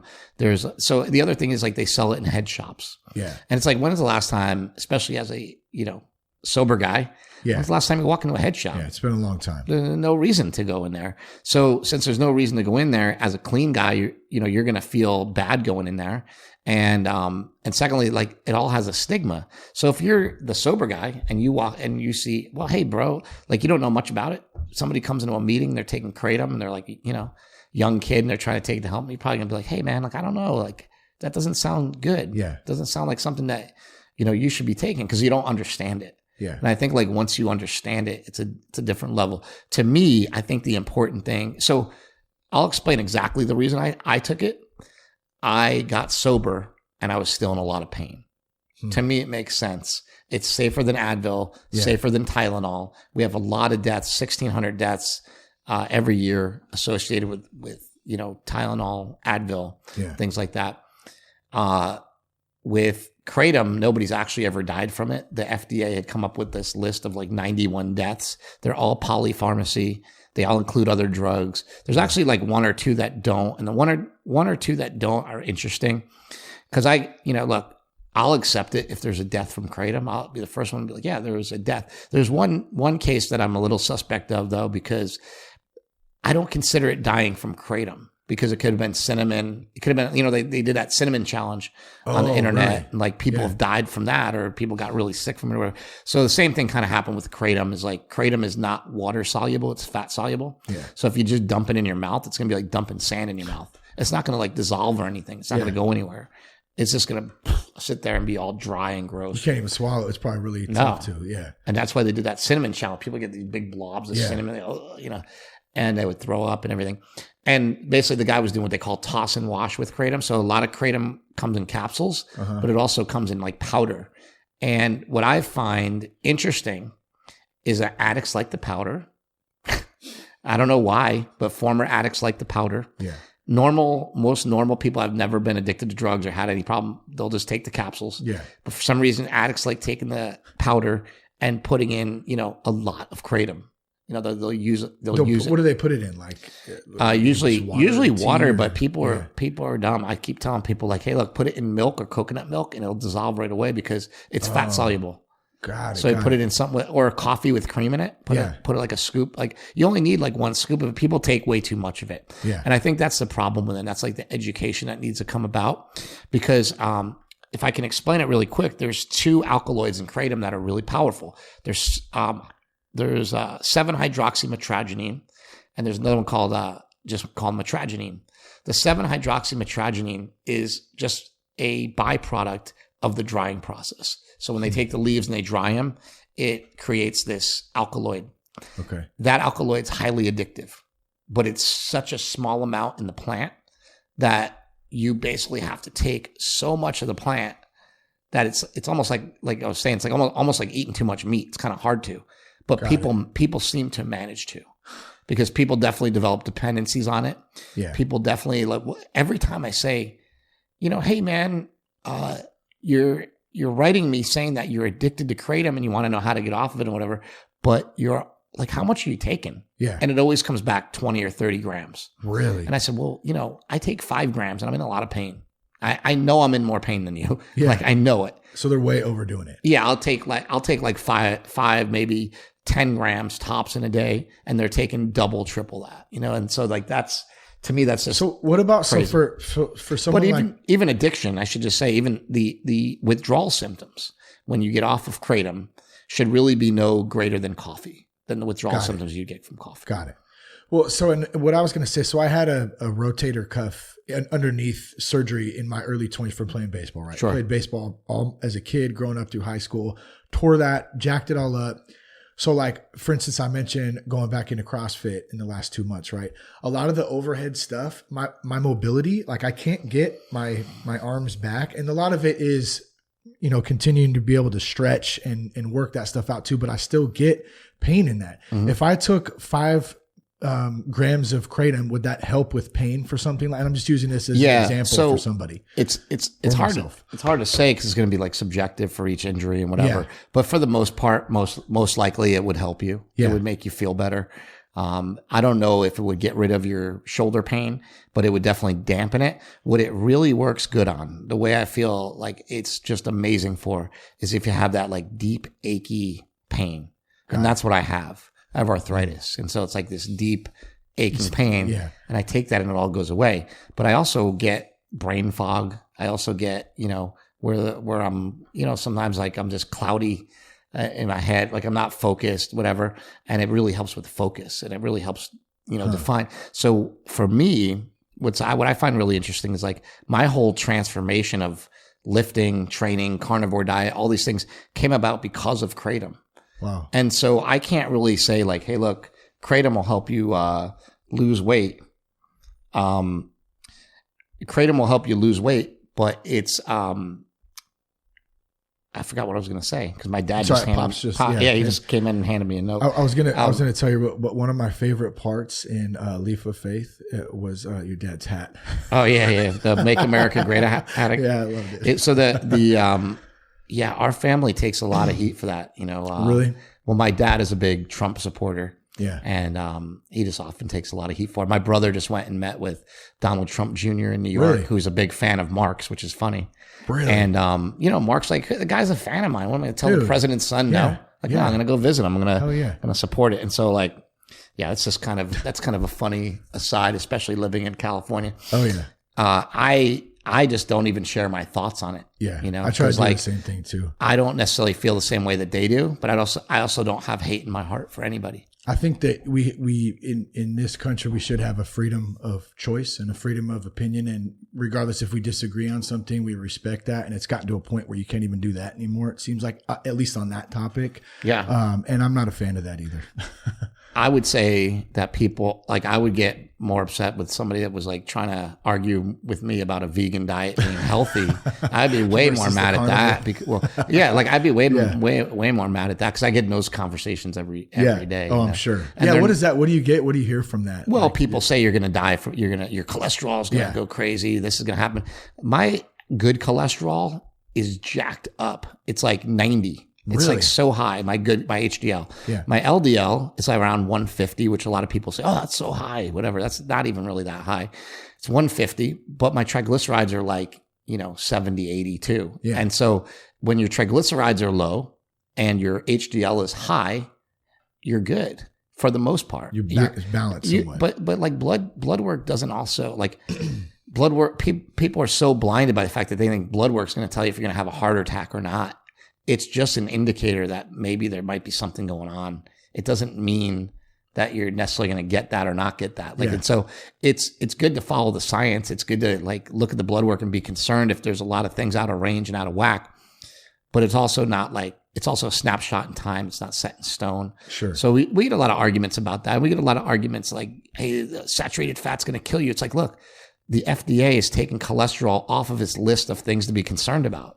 Why are you still concerned about it? Yeah. And they're like, well, because the FDA is wrong. You know, it's like, see, and it's almost like there's this, it's a confusing thing because you mentioned it earlier. It's constant. You hear one thing one day and then you hear a completely different thing the next day, and you never know. I guess that's to your own experience, right? I can only share with somebody my own experience, whether it's diet, recovery. I mean, what's worked for me, you know? Yeah. You can't share something you haven't been through. Totally. Yeah. And that's something that I think is interesting too, because like when I was in, are you good on time, by the way, too, or do you need to in a little bit, but okay, cool. When I went to, rehab, we had a guy who was one of our counselors that was never an addict, and just nobody listened to him. People made fun. I was nice to him because I was like, this guy went to school for this. Yeah. You know, he's just whatever. It's hard to relate. He wasn't an addict, and people like he got made fun of so bad. Like I've never seen anything like it. Really? And there was just times where I was like, I would get mad because like, dude, I would get mad at the kids in recovery with me because I was like, you guys don't want to get better. Yeah. You're sitting here. All you can do is sit here and talk shit about the guy trying to help us, rather than just listen to him. Let him go through his shit. Yeah. And if you think it's bullshit, just don't listen. Who cares? Like, but you're making it worse for everybody else by, making jokes or trying to be funny, and you're not funny. So it's like, just shut up. Did you do 30 days? 90. 90. Yeah. I think time is important. Yeah. I think that, we've seen this on a keto and carnivore diet where people go on it for like 30 days and they get all excited and they tell all their friends, and then 31 days in, they're done, and it's like, that's it. And so I think if you carry something through for over, I think they say it takes like 66 days, and that's probably just a random, number that. But you could gain a lot of weight. This is from what I've heard on the keto, if you're not following it to a T, right? I mean, if you're kind of, I would argue that, because I would say, well, you're not on a keto diet then. Because you're not doing it. You're not doing it right. Yeah. So the problem with here's the problem with a ketogenic diet is that you can do it wrong. The problem with a vegan diet is you can do it wrong. The great thing about a carnivore diet, you cannot mess it up. Just meat. Well, if I even get more specific and say red meat and water, and I say how much, I'd be like, eat as much as you want. Eat as much as you can. Just don't do it. What happens is, and when I say eat as much as you can, people be like, oh, you can't do that. You'll gain weight.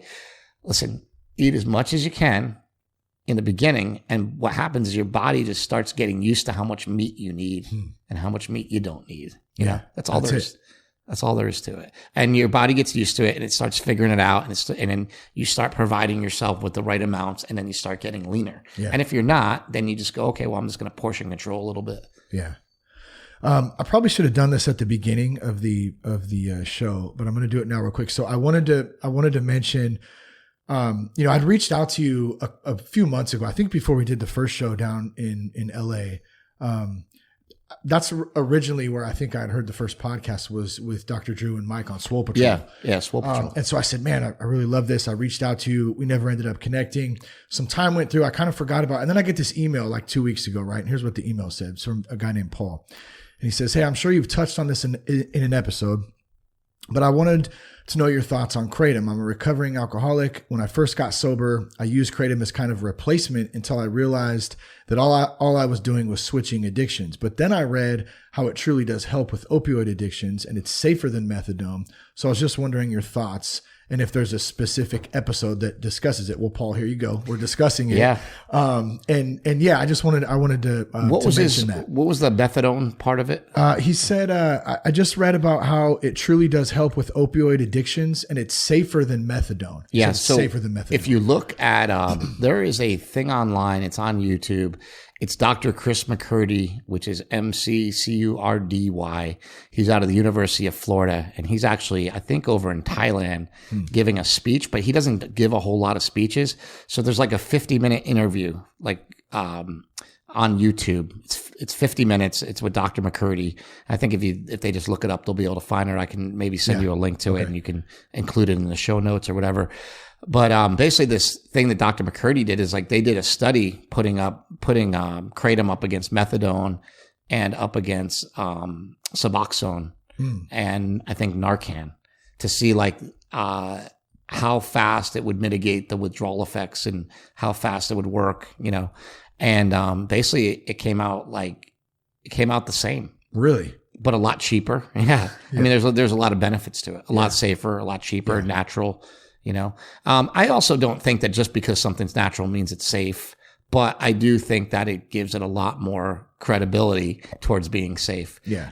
Nobody's really trying to cover up or hide something in something that's natural. Whereas like with a lot of these drugs, they know like, yeah, we know it kind of gives people heart attacks, but we're just going to like leave that out of the literature. Yeah, we're going to talk about that. It doesn't really that doesn't really happen with plants. One of my other, as far as I've seen, I mean, it could.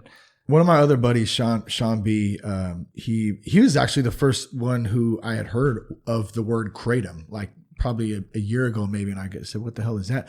But he wanted to know he had 3 questions here, which is kind of funny. And Sean's off the hook, man. I love the dude. Remember we were talking about those guys we know that like are really smart, but they're just kind of fucking weird and crazy. Yeah. Sean's totally one of these dudes. He said, "What other natural herbs or remedies has Chris become aware of or into? If you could pick any superpower, what would it be, and what's your shoe size?" Yeah. Okay, so any other natural herbs or remedies? Yeah, I think a carnivore diet's a remedy for pain. So that's another thing I wanted to touch on that we didn't get. There's just too much to talk about. It's like we're already an hour and 20 minutes in, and I feel the same. It's crazy. Way. Well, we could do it again too. Yeah. But I think so. Carnivore diet, ketogenic and carnivore diets, both of them can really reduce inflammation. Inflammation is part of every disease. It's at the core of every disease, at the center of every disease. If you look at cancer, inflammation's there. You look at anything. Anytime you're in pain, there's usually inflammation with it, right? And so by eating in this way, meat doesn't cause us to hold water. It doesn't cause our joints to inflame. Whereas like a lot of these grains and other foods cause inflammation, especially seed oils. One of the number one. So this is really interesting, but like back in like the 50s, I think seed oil was maybe like, it would be like 0.5% of the human diet, like would be from like vegetable and seed oils, like canola oil, corn oil, whatever. That's now up to 8% of the diet. It's like 8% of the American diet is just vegetable oil, which is so inflammatory and so bad for you. And that's what shreds our arteries. So people think that animal fat shreds our arteries. You're completely wrong. Really? It's these industrial seed oils. You can't even call them vegetable oil because vegetable oil is a cute name that some brilliant scientist came up with to make it sound like it's healthy. Yeah. So they call it vegetable oil. Because if I told you like, hey, Shane, you want some industrial seed oil? You'd be like, nah, dude, I'm good, But that's what it is. It's industrial grade seed oil. And it's like, it's really, really inflammatory. Yeah. And it's shredding people's arteries. And then our cholesterol that we eat from the meat goes in and actually patches up these shreds. From the oil. These shreds from so like say your artery is shredded. And then you go in with like some rubber cement and spread it over that. That's what cholesterol is like. Cholesterol is actually trying to heal you. Really? It's trying to help you. There's cholesterol in every single cell in our body. So why would we try to get rid of cholesterol? Yeah. It's just stupid. It doesn't make any sense. Well, and the oil is in everything too, and right? People with higher cholesterol levels, this is like ironic. It's another way the food industry, the whole world, doctors, medical industry is so backwards. Is like we've done studies that conclude that the people with higher cholesterol levels, especially women, live longer. Why are we worried that our people's cholesterol is too high? Yeah. Doesn't make sense. It doesn't seem to make sense. It seems more like we should be looking at the things like the inflammation and these other things. So while a carnivore diet by just eating meat, not eating any sort of diet where you completely cut carbs is going to cut inflammation. Well, you said joint pain too, right? Yeah. Joint pain has been the increase. So if you go back and look, I think like a year ago, I think the most I could deadlift was maybe like 400 and something pounds, and then I did a competition, like 6 months ago, I did like a 530 pound deadlift, but then I just did a trap bar deadlift, which is like a little bit different kind of bar. Yeah. And I did a 700 pound trap bar deadlift. And so like to watch the weights go up like that and not be on steroids and not be taking performance enhancing drugs and just be on meat. And that's what I'm doing. To me, that's pretty incredible. It is. I don't say that hey, meat holds any magical powers. Because the other thing I think that people should know and be very aware of is that weight loss in general, there's 1,000 ways to skin a cat, they always say, right? Yeah. Which is a weird saying, by the way. It is. Kind of gross. It is. But there, it's like people say that all the time, but there's a lot of ways to lose weight. Most of them are effective as long as you're in a calorie deficit, but a calorie deficit's so hard when you're eating Hostess cherry pies. Why? They're addictive. Yeah. So you don't just eat one. You just told me before you eat two. Yeah. Sometimes. Yeah. And so, why not? And so like if you just ate one and it was once every month or something, it probably wouldn't do much to you at all. Yeah. It'd be like you wouldn't think. I think people don't think of their calories over the course of they don't think of they think of it in the course of a day, but not in the course of a week and a year. And if you think of your calories in the course of a year, and you were like to add it up, you would be shocked at how many calories you would be saving by going on like one of these diets. What's normal calorie base for you, or for just a grown man or a grown woman? It's going to change. Everybody's metabolic rate is going to be different. Mine is like around 3,500. Like I can eat around 3,500 calories a day and, still lose weight. The problem is I hate counting calories, so I never actually do it. So I don't know how many calories. Like if I'm losing weight, I know I feel better, Yeah. But I don't count anything just because I don't like doing it. So my wife, they just, she was doing very simple, a shake, she had her little lunch thing, and then she went and she did her body weight. They're doing a weight loss challenge at the gym, right? In Vacaville. And so she jumped in on it, and then she went to get her the body machine that scans your body fat and all that stuff, right? And they gave her a meal plan, and they did a very thorough job on the meal plan, everything, grammed out. This many grams of fat, this many grams of protein, but you need to eat 6 times a day. Yeah. And it's like it's almost, I'm not saying it's wrong, but it's almost like it's too much. It's really more hard to follow for her, especially, and me too. I tried it before. A lot of these diets and a lot of these kind of bodybuilding diets and physique changing diets, they're trying to stoke your metabolism. They're trying to get you to eat a little bit of food, be really hungry, make it to the next meal. But you're really at an advantage, especially for somebody like you, and especially in this situation that you're in, being in recovery and everything. I think that like intermittent fasting with some sort of carnivore, low carb, or ketogenic diet is like, that's where it's at. Really? I think that's where all the research is heading and where everything's going. Because what you're doing is like, think about this. We just eat all the time. Yeah. And we never really have time to like let our bodies digest, and then we go to sleep, we wake up, we eat again. But what if you just tacked on like 2 hours before you went to bed, you sleep for 8 hours, so you're up to 10, and then 2 hours after you wake up, now you're at 12. You basically fasted half the day. Yeah. Right? You fasted half the day. Imagine if you add that up over the course of your life and you said, I only eat, I think it's more, the number is more like 16. I think even getting like 16-hour fasts a day, you'll just get shredded. Yeah. Like you're already lean. So like you would get really lean even if you weren't on a carnivore diet. Like even if you weren't restricted, because it would restrict your calories automatically. Think of those things. And then think about like, how do I, restrict my calories automatically, but I'm going to be starving. No, you're not, because we're going to change your foods up. We're going to give you like eggs and avocado for breakfast instead of like what you normally eat. And you're not going to be hungry because you're not, carbs beget carbs. That's like all there is to it. So I get up in the morning and I eat a piece of toast. I'm going to want a piece of toast in an hour because carbs, like they make you hungry. Yeah, you're still hungry. I don't care who you are. Like, I don't think anybody's immune to it. And the more refined and processed the carbs are, the more we want them. So bread at all, just bread.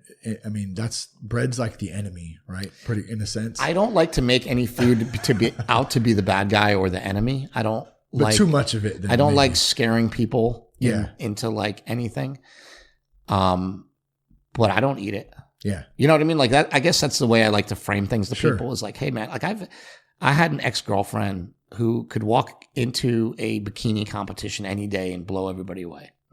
She never worked out. She ate French toast sticks and bagels, like the worst diet ever. Yeah. And she looked amazing. Genetics.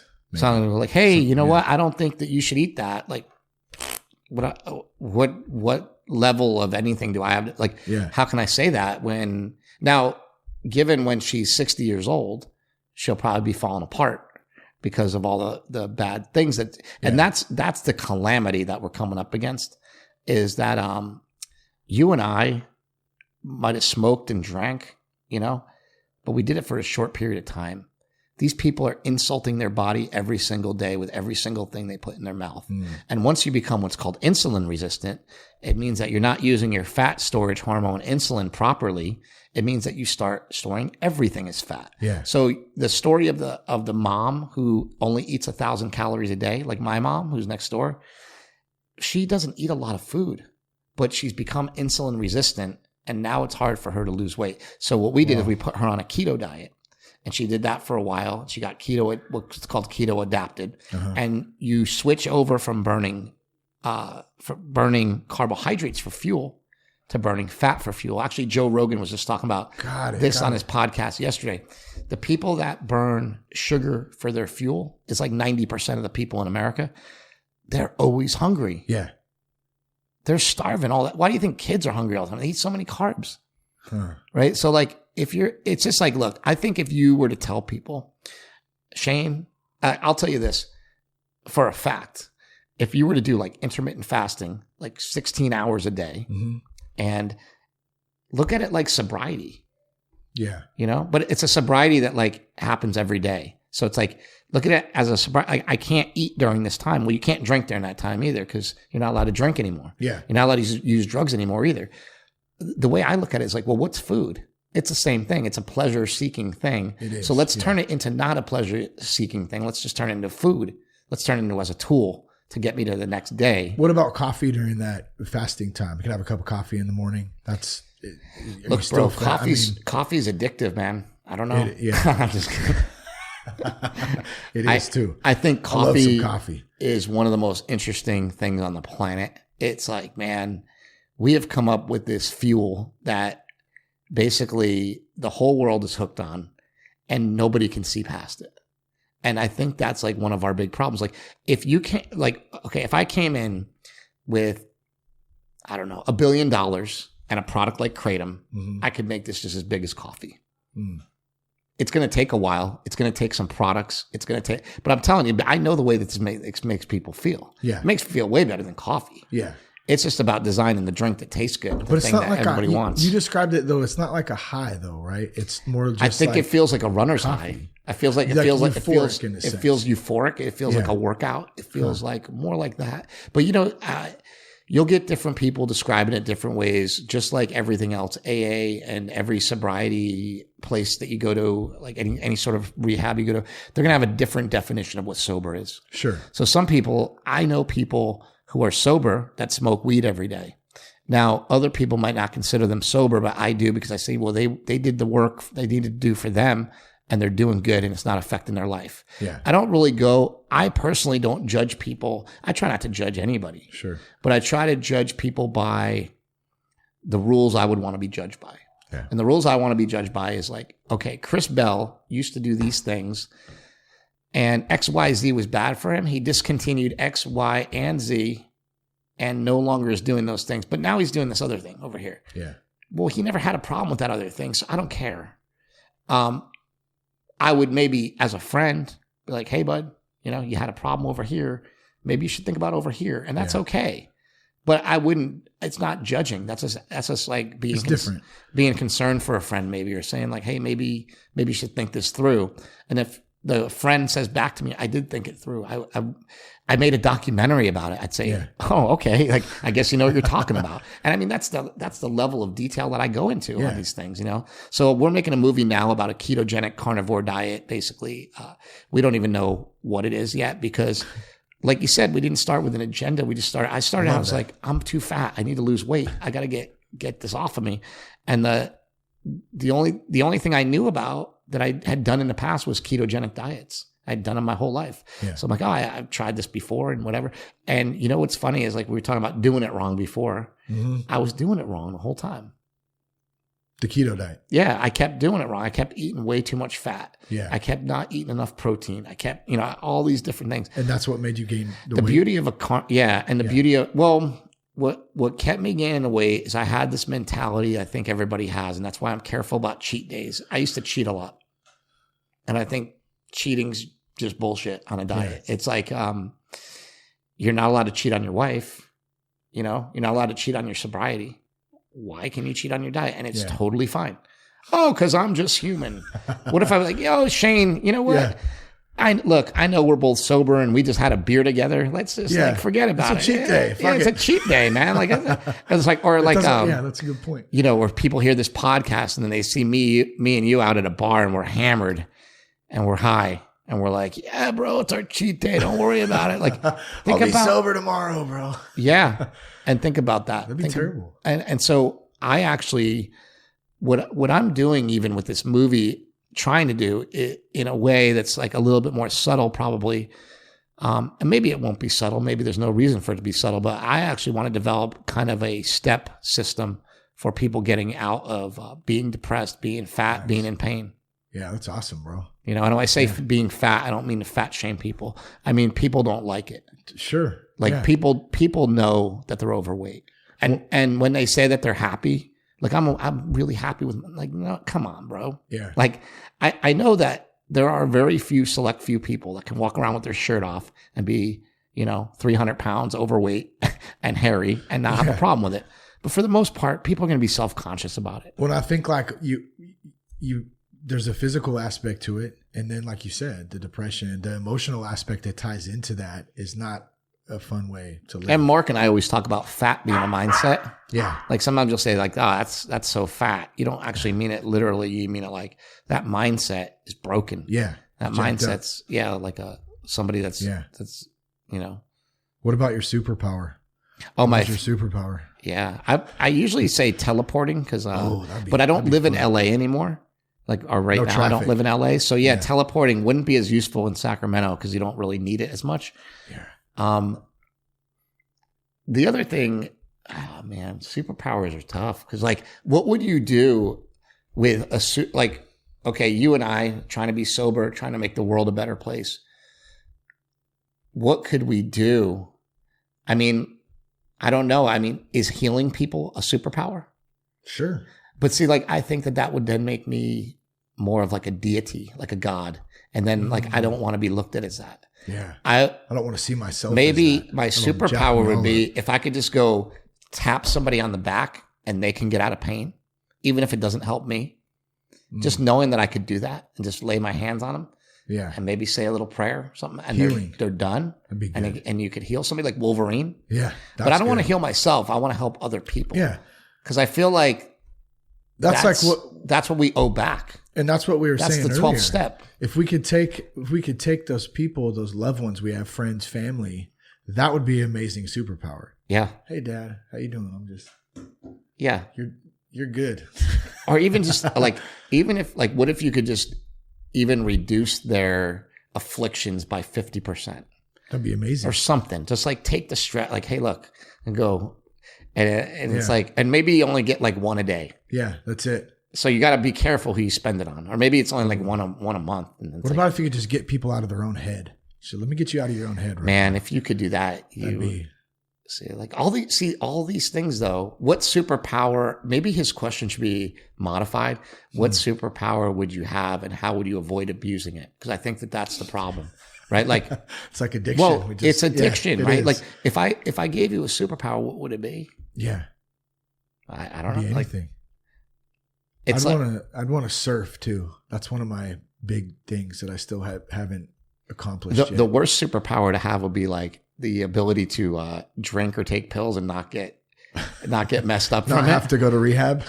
Yeah, well, it'd be it'd be terrible. I wouldn't last long. It could be fun, but you know where those things always lead. Always, you know. Yep. Yeah, man. What are we at, dude? Yeah, man. That's good, man. What time is it? 6 o'clock, dude. This has been good stuff, bro. I've really enjoyed this, man, and I appreciate it. Well, look, we can do a couple more questions or whatever if you want to talk about some more stuff. But I do feel like that there'll be another meeting coming up. That'd be awesome, bro. Yeah. I would love that, dude, because there's so much stuff, and I think there's a lot of good topics, and especially with our audience, there's a lot of people who are either in recovery already. There's a lot of people who are really trying to find something that works for them. And that's why I always love having different perspectives and different guests and different programs, because not one thing doesn't work for everybody. Yeah. And I always try to keep that platform open for people. I also I would just like to ask your listeners, if they don't know who I am and they haven't heard me before, and if they don't think I'm an idiot by now, I'm actually a really nice, funny guy. So absolutely, if you could go watch my films on Bigger, Stronger, Faster's on Hulu. Our Netflix deal ended and it's over on Hulu, but it's also on iTunes. It's also on Amazon Prime. Yep. And I think Prescription Thugs you can watch on Amazon Prime and Netflix. A Leaf of Faith is on Netflix. Right. Trophy Kid's a little harder to find. That's on HBO Go. It's not. I haven't seen that one yet. Yeah, it's a weird. It ended up in clips of it. Things end up in these weird spaces, and I was doing that. That's something I should definitely bring up, though. I was making Trophy Kids with Peter Berg, who did Friday Night Lights. And there's two people that really helped me with my sobriety. One of them just walked in here. It was my dad, who's my, one of my heroes.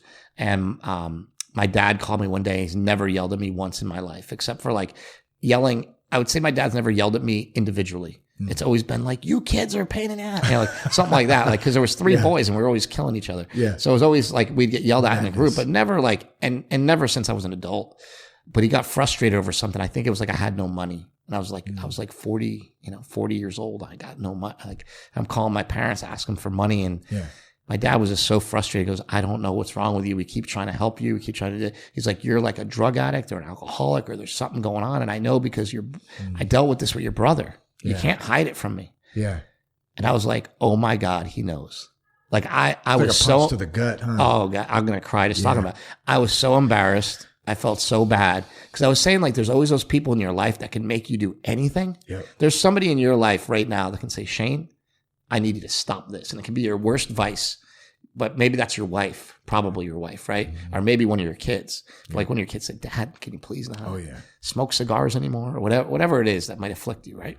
That you think is gonna end your life early or be bad for you. There's always that one person. For me, it's my dad. And then also Peter Berg is he's an A-list director. Yeah. He did Friday Night Lights. It was one of my favorite TV shows ever. He did stuff that really connected with me, and he came up to me in the gym one day a long time ago after I did Bigger, Stronger, Faster, punches me in the arm as hard as he can, boom, blast me. I go, he's like, what's up, Bell? I'm like, I don't even know you. Yeah. He goes, yeah, you do. I'm Pete Berg. How you doing? Oh, shit. And I'm like, well, I know who you are, but you just blasted me. And he's like, you could take you're a big kid. You could take tough for that. He goes, listen, man, I watched your steroid movie. I thought it was incredible. He's like, you're so talented, man. You're awesome. So we just started talking. He's like, well, what else you got? And I started going through some other ideas. And I had this idea for this movie. It was a Mexican wrestling superhero movie. And he was like, this is amazing. He's like, my son is really into these Mexican wrestlers. Yeah. He's got all these. And so we went in and pitched him a movie to do, and his exact words to me was either this movie makes $1 billion or it just never gets made. He's like, there's no in between with it. Yeah. It's so crazy and out there, but it's so awesome. I love it. So far it hasn't gotten made. He went and did Battleship after that, which is I think when we were pitching him, I think he probably would rather have done this movie, this Mexican wrestling. When he looks back on it. I don't know. Maybe not. But what was really cool was it got me in the door with him. Yeah. And then we were talking and he's like, what happened was after that meeting, I said, you know what? On the way out the door, this reminds me of Sylvester Stallone's story with Rocky. It was on the way out the door, he's like, by the way, I got a script you guys should read. Huh. And that's kind of how I was like, oh, by the way, I know your kid is really into sports and that you're around it a lot. I'm doing a documentary about crazy sports parents. And he's like, turn around, come back. What? Yeah. What are you doing? Yeah. And I said, well, I filmed some stuff and blah, blah. He's like, do you have the footage? I got some of it on my phone. And really? I showed him a little 2-minute thing that I had cut together of these crazy parents talking to my friend Leland, who's the basketball coach. Oh, yeah. And he was like, this is insane. And it was great because what I showed him was a clip and it was Leland and he was on the phone with this mom. And she's like, I don't know what to do with him, Leland. I don't know. I got to put some more weight on him. And she's like, do you think I should hold him back? And Leland's like, hold him back? What do you mean? Like in school? She's like, I was thinking of keeping him back this year so we can get another year playing in and he can redshirt. And Leland's like, he's not even in 9th grade yet. He's only like 10 years, 12 years old or whatever. Like it's so crazy. And it's like the mother's like fattening up the cow for the slaughter, it sounds like, you know? And you're like, man, that's so wild. That was one of the clips I saw. Was one of the, I think it was, I'm assuming it was one of the dads, and he was in, it looked like a basketball gym, and he was just just screaming at the kids. Just screaming. And I grew up with a lot of that stuff, yelling and stuff, and it's not beneficial to a kid. And then you can't get mad at your kids when they become drug addicts and alcoholics when you treat them like that. Exactly. You know, when you expect your kids to perform for you, they're going to end up screwed up. You know, down the line somewhere. So anyway, same thing sort of happened with Peter Berg. I was making Trophy Kids. We were finishing it. And he was like, man, I don't know what's wrong, but you're so talented and you're just wasting your life. Wow. And I was like, oh my God, I can't believe he just said that to me. He said it to me on the phone, you know, and he knew. And then I went into my attic space, my head, not my attic, like not the in my house, but like my attic space in my head. I'm like, screw Peter Berg. He doesn't know what he's talking about. Yeah. I've seen him drunk on TMZ. Wow. I've seen this. I've seen that. I start looking up all. Wait a second. He doesn't have a drinking problem. This is like a one-off for him. Yeah. This is every day for me. Yeah. And that's when I understood it. Wow. When I was like, here I am. Like, I kind of understood it while I was trying to find the fault in someone else. Totally. I'm like, well, who's he to tell me? Yeah. Oh, he's successful. That's who he is to tell me.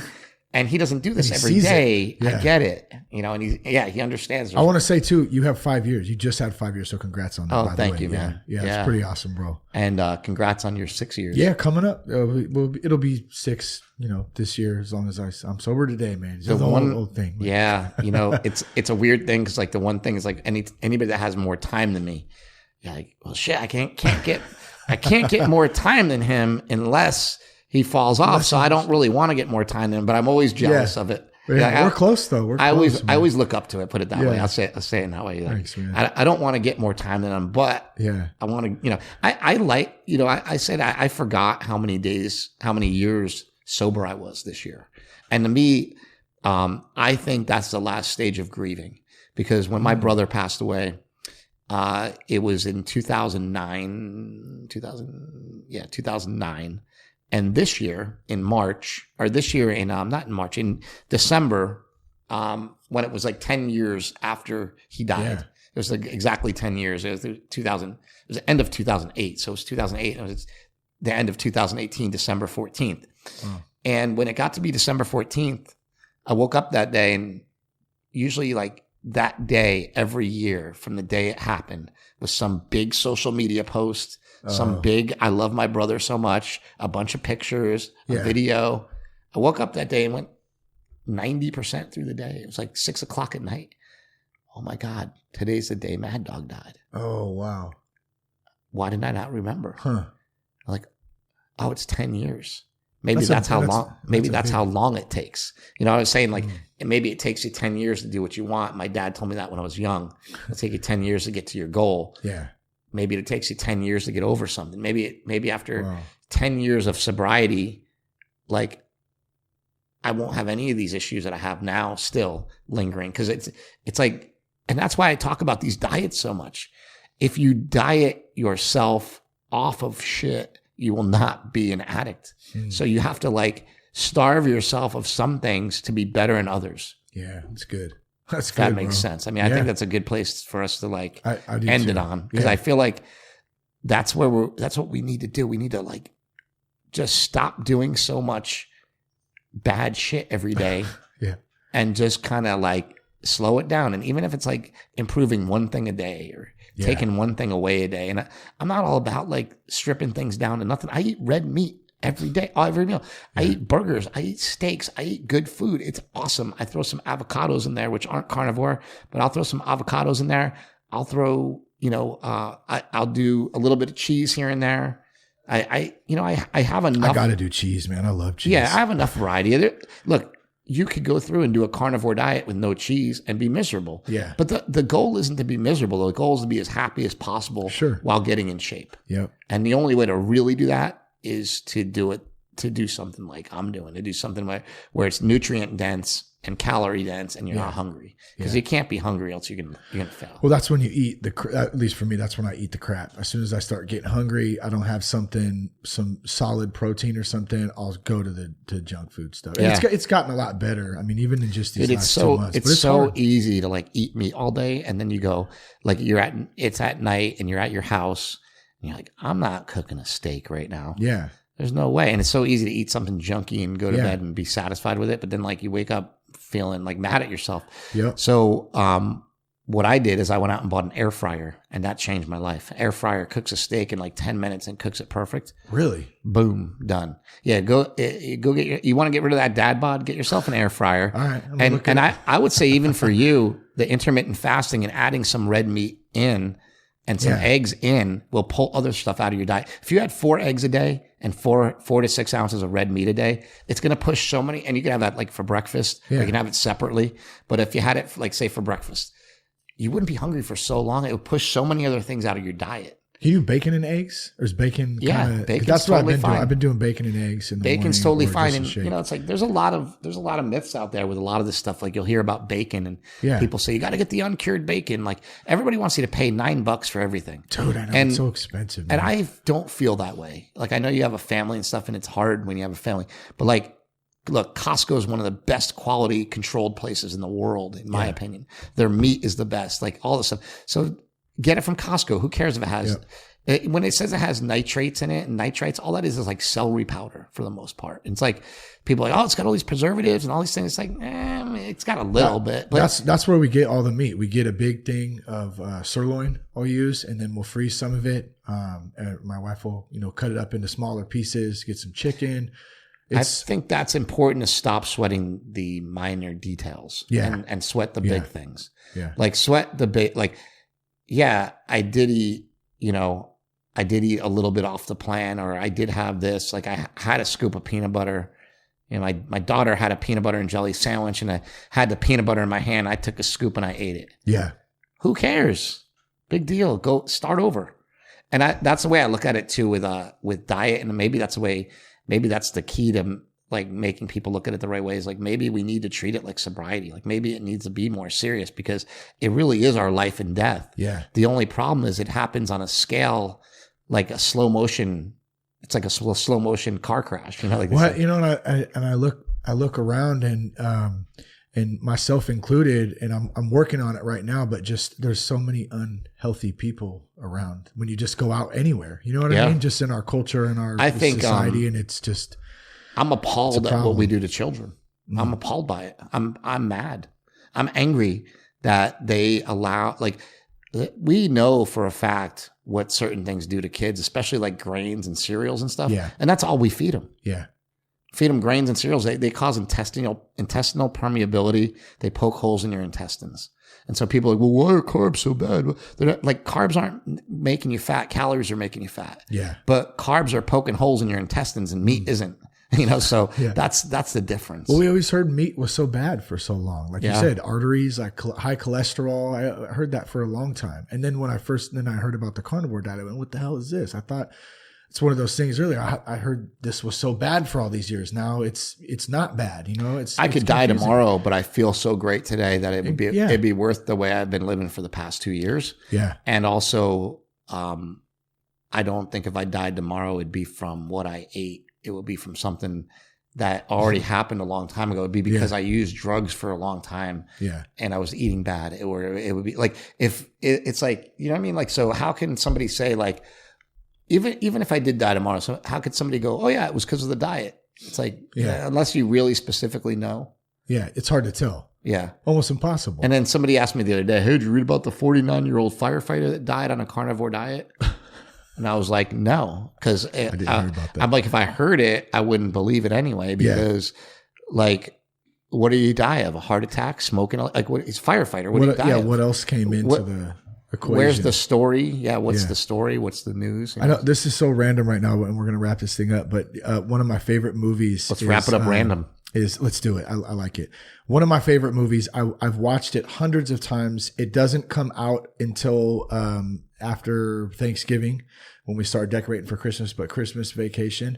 I've seen it so many times. I can't believe you just said that. That's like our family movie. Is it? That's our family movie too. Yeah. We gather around. We just talked about it the other day. We're like, Chevy Chase is one of the best. And I've watched it so many times, but it wasn't until I got a little bit more conscious of the food that we're eating and the industry and stuff that I realized he was a food additive designer in the movie. Remember, he's going to win the award for Food Additive Designer of the Year. And I thought that was so crazy. They were promoting it back then. What did you design though? It was a food garnish for cereal or something that made made the cereal not soggy or something in the milk. It was something fucking crazy. You ever seen The Jerk with Steve Martin? Yeah, I always compare my brother to The Jerk. Because I say, like, I call him Meathead Millionaire. Yeah. But Mark is always like, he was like, he had learning disabilities growing up, and he was always trying in school real hard, but like he'd read backwards basically. He'd mess things up, and he'd always like, he'd always feel bad about, not being able to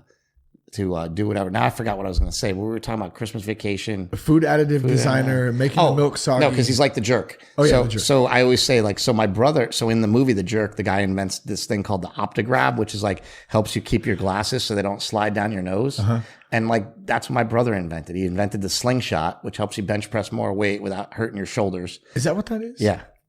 What and so that's like he made like this meathead thing that you would think like, well, who would care that much about bench pressing more? Obviously everybody. Yeah, because it's a huge thing. Oh yeah, and they got it into like CrossFit, and people use it for push-ups and all sorts of stuff. Yeah. Really? I'm gonna have to check it out now. We'll get you some gear. Oh, that'd be awesome, bro. Yeah, for sure.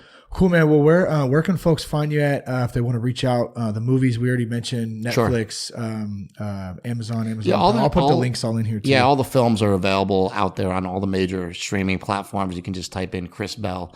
If you go on Facebook, I think I'm just under Chris Bell. If you go on Instagram or Twitter, I'm under Big Strong Fast. I post the most on Instagram.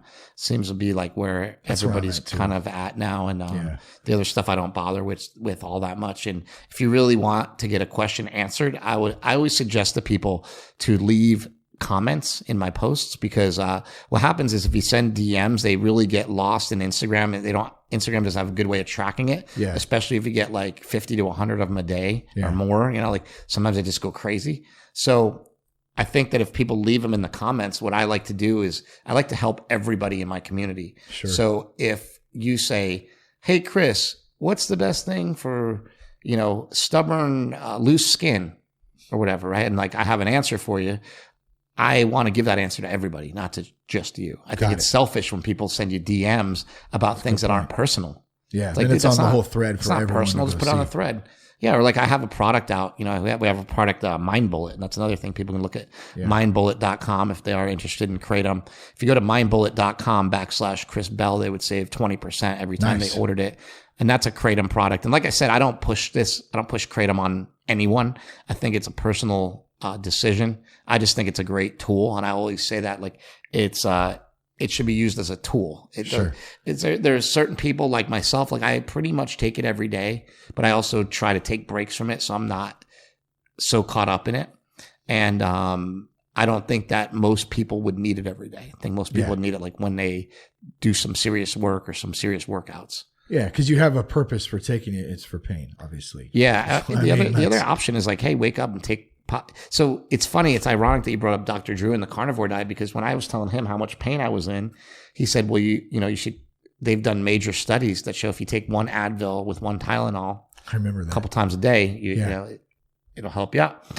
It helps more than Vicodin, according to these pain studies. I'm like, really? He's like, oh yeah. And I looked into it, but I looked into it, but I didn't look into any of the side effects. And so when I got to that part about the side effects and how it ruins your libido, it ruins this, it ruins that, it ruins your gut microbiome, all these things, then it got to be like, okay, maybe I shouldn't be doing this. So then when the switch to Kratom came along, it was like such a welcome thing. I'm like, thank God, I don't want to be on anything. Yeah, sure. Man. I don't want to be on anything. I don't want to be on anything that's not natural. Yeah. Because I feel like the things that are natural, they're so much easier to get over and to fix problems with when you do have problems with them. You feel better too. I feel better. I feel like, I think a lot of that's psychological too. Like it could be like, oh, it's all natural, people believe in that. But you know what, man? I'll end with this, because like a lot of people get they don't believe me when I say it, but they've done studies on the placebo effect, which is kind of funny, because what do you use as a placebo in a study for that? But they've done study on the placebo effect, where the placebo effect works up to 16% with absolutely nothing. So if I give you like a sugar pill, you're going to perform 16% better than you did before, which is hard to quantify unless you have some specific thing, you know. But say, I don't know, you ran it in 12 seconds or you ran it in 11 seconds. Like, that's a big difference. That's huge. In a race or whatever. I don't know. Whatever 16%, maybe it's even only like a partial second, but like it's enough for you to win the race or lose the race by. Yeah. And I think that's it. It's like, it's, you know, you get that extra. I know what you're trying to say. So, it's just if a placebo effect can work 16%, imagine what CBD is doing for people. Oh man. Yeah. And I think that is the key to the multi-billion-dollar CBD industry. Mm-hmm. Is it doesn't work. It's not effective for pain. There's no studies that say it's effective for pain. There's no studies that say it's effective for anxiety. There's no studies that say it's effective for depression definitively. They're all kind of like loosey-goosey, maybe not, you know, and CBD has built this huge industry around this plant, you know? Yeah. And it might just all be false. I would not be surprised if in 5 years it comes out and it's like CBD is all bullshit. Really? I swear to God. And I don't mean to, I know there's probably a bunch of people listening to this that use it for pain and things like that. But I think, and I do think if it is working for people, continue to take it. I could be wrong too, but I have used CBD from 5 milligrams up to 1,000 milligrams at a time. I've done 1,000 milligrams. I did 1,000 milligrams every day for a week, and I felt no relief in pain. Really? I wasn't taking kratom. I wonder what the longevity is on how long you're supposed to take it before it becomes effective. That's the things because I've heard up to like 30 days. And those are the things I don't know. Those are the things. And so just so you're aware, 1,000 milligrams over the course. If I didn't have somebody give that to me, that bottle would have been like $500. Oh, I'm sure that's it's a lot. So I was loading up on it because my friend makes this. He has this brand Alpha Canna X. And Alpha Canna X, like he makes it. And so I was like, okay, well, if you're going to give it to me, I'll try it. You know, I don't mind trying it. Here's the one thing I do know, because I've experienced with my wife about CBD and marijuana, is that so both of our kids were C-sections, right? So as soon as she had Lucy, not long after she started getting migraines. Mm-hmm. She's had them for the last nine years, or 8 years, because they've kind of mellowed out in the last year. But they would always prescribe her Percocet, right? So she would have to take Percocet, and then she would feel like shit for a day or two or 3. She'd get sick. A lot of the time she hated taking it, but she would literally wake up some nights and not even be able to, like, she'd be throwing up, all this stuff. She started smoking a little bit of the pen or doing CBD.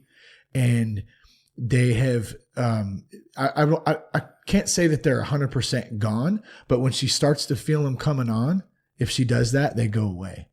And maybe also I might need to try different kinds of CBD. The ones I was taking were oral. They were, they were. I've done the drops. They were drops, yeah.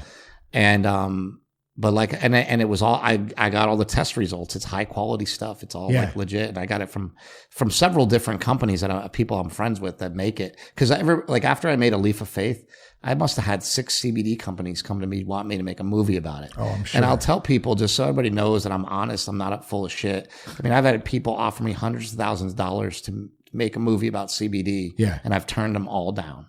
Yeah. Because there is no amount of money that's going to make me make a movie about something that I don't believe in. That goes back to the agenda thing, right? Even right now with agendas, like we're making a movie about nutrition and I don't know what the answers are yet. Mm-hmm. And I'm not willing to execute yet until I'm ready. I love that. I'm just telling people when's the movie coming out? I'm like, dude, I didn't even start editing yet because I'm not ready. But when I'm ready, I'm going to blast you with it. What's your editing process? Oh God, I hate editing, man. Here we go. We need to do another podcast. Yeah, man. we will. We'll get into this on the next one. But I'll just really quick. My editing process is like, go out and shoot a bunch of stuff, right? Yeah. And like, if you're smart, I think the way to start a movie is like go out and shoot as much stuff as you can for free. Like say you want to do something on sobriety. Yeah. Go out and you shoot a bunch of interviews like this, but just shoot like 5 of them for no money. Get a friend to help you, set up the camera yourself, do whatever you got to do. Yeah. Start figuring it out a little bit first, and then maybe play around with that footage. And like, that's kind of stuff I like to do is like start seeing if you got something there. Yeah. And then once you get a couple good interviews, then you can start bringing in a team. I see. I think doing things prematurely, I need this and I need that before I can get started are non-starters. They make people not start. Love that. And so I think that like my advice to get into editing or documentaries or telling stories or whatever you want to do, whether it's Instagram, social media, whoever you want to influence. I'll say to every single one of your listeners, first of all, congratulations to all of you because you're listening to this for a reason and you're here for a reason and you have a purpose, and your purpose is to help other people. And if you wake up every day and you plant your feet on the ground and you stick your chest up and you're proud of what you've done and what you've accomplished, you will go out in the world and you will tell people what you have done with your own life. And by doing that, it'll help them pull themselves out of that hole. And you will not believe, if you've never done it before, you will not believe the feeling it gives you. You get the emails every day. You have a podcast. Yep. You must get them every day. Every day, bro. And it's awesome. Insane. It's a miracle. It's a blessing. And it's also difficult. You know, I'm dealing with a guy right now that weighed 735 pounds when he started the carnivore diet. He's down to like 500 something now. Damn. So, but he's not even close to where he needs to be. Even after that much, but he's working though. But how awesome is that to be helping amazing, the guy? Bro. How awesome is it to get the text messages from the guy every day saying like, you have no idea what this is doing for me. Yep. And like, I don't even really care what it's doing for him because I care that I'm able to, I don't care what it's specifically doing for him. I do care what it's doing for him. I care more about the fact that I can tell somebody something in a couple sentences and completely change your life. Yeah. That's important and that's powerful. It's like when you can define your message down to like meat and water. How do I get in shape? Red meat and water. Yeah. See you later. Yeah. Out of here. Mark calls it the elevator pitch. And it could be the same thing with sobriety. How do I get sober? Go to AA. See you later. Yep. How do I get clean? You know, it's like find somebody who's done it. Don't eat cherry pies. Yeah. Exactly. We should end on that note. Yeah, that's good stuff, man. Chris Bell, thank you, man. Check out the films. Check out Chris's podcast too, Better, Stronger, Faster, a performance-enhancing podcast. One of my favorite ones. Lots of good stuff on there. Thanks for tuning in today. I hope you enjoyed the podcast with Chris Bell. Be sure to check all his work out. And man, if you need anything, if there's anything I can help with, whether it's finding a meeting for you, getting connected in our Sober Guy men's crew, if you're interested in any of our courses, you can find all those resources. You can contact us by going to thatsoberguy.com. Shout out to Humans Music. Thanks for the intro and the outro. Love those guys. Hope you guys have a phenomenal, amazing, awesome rest of the day or night, wherever you're at. Share the podcast with a friend. Don't forget to connect us on Instagram at That Sober Guy Podcast. Peace, love, and respect. Keep your blood clean.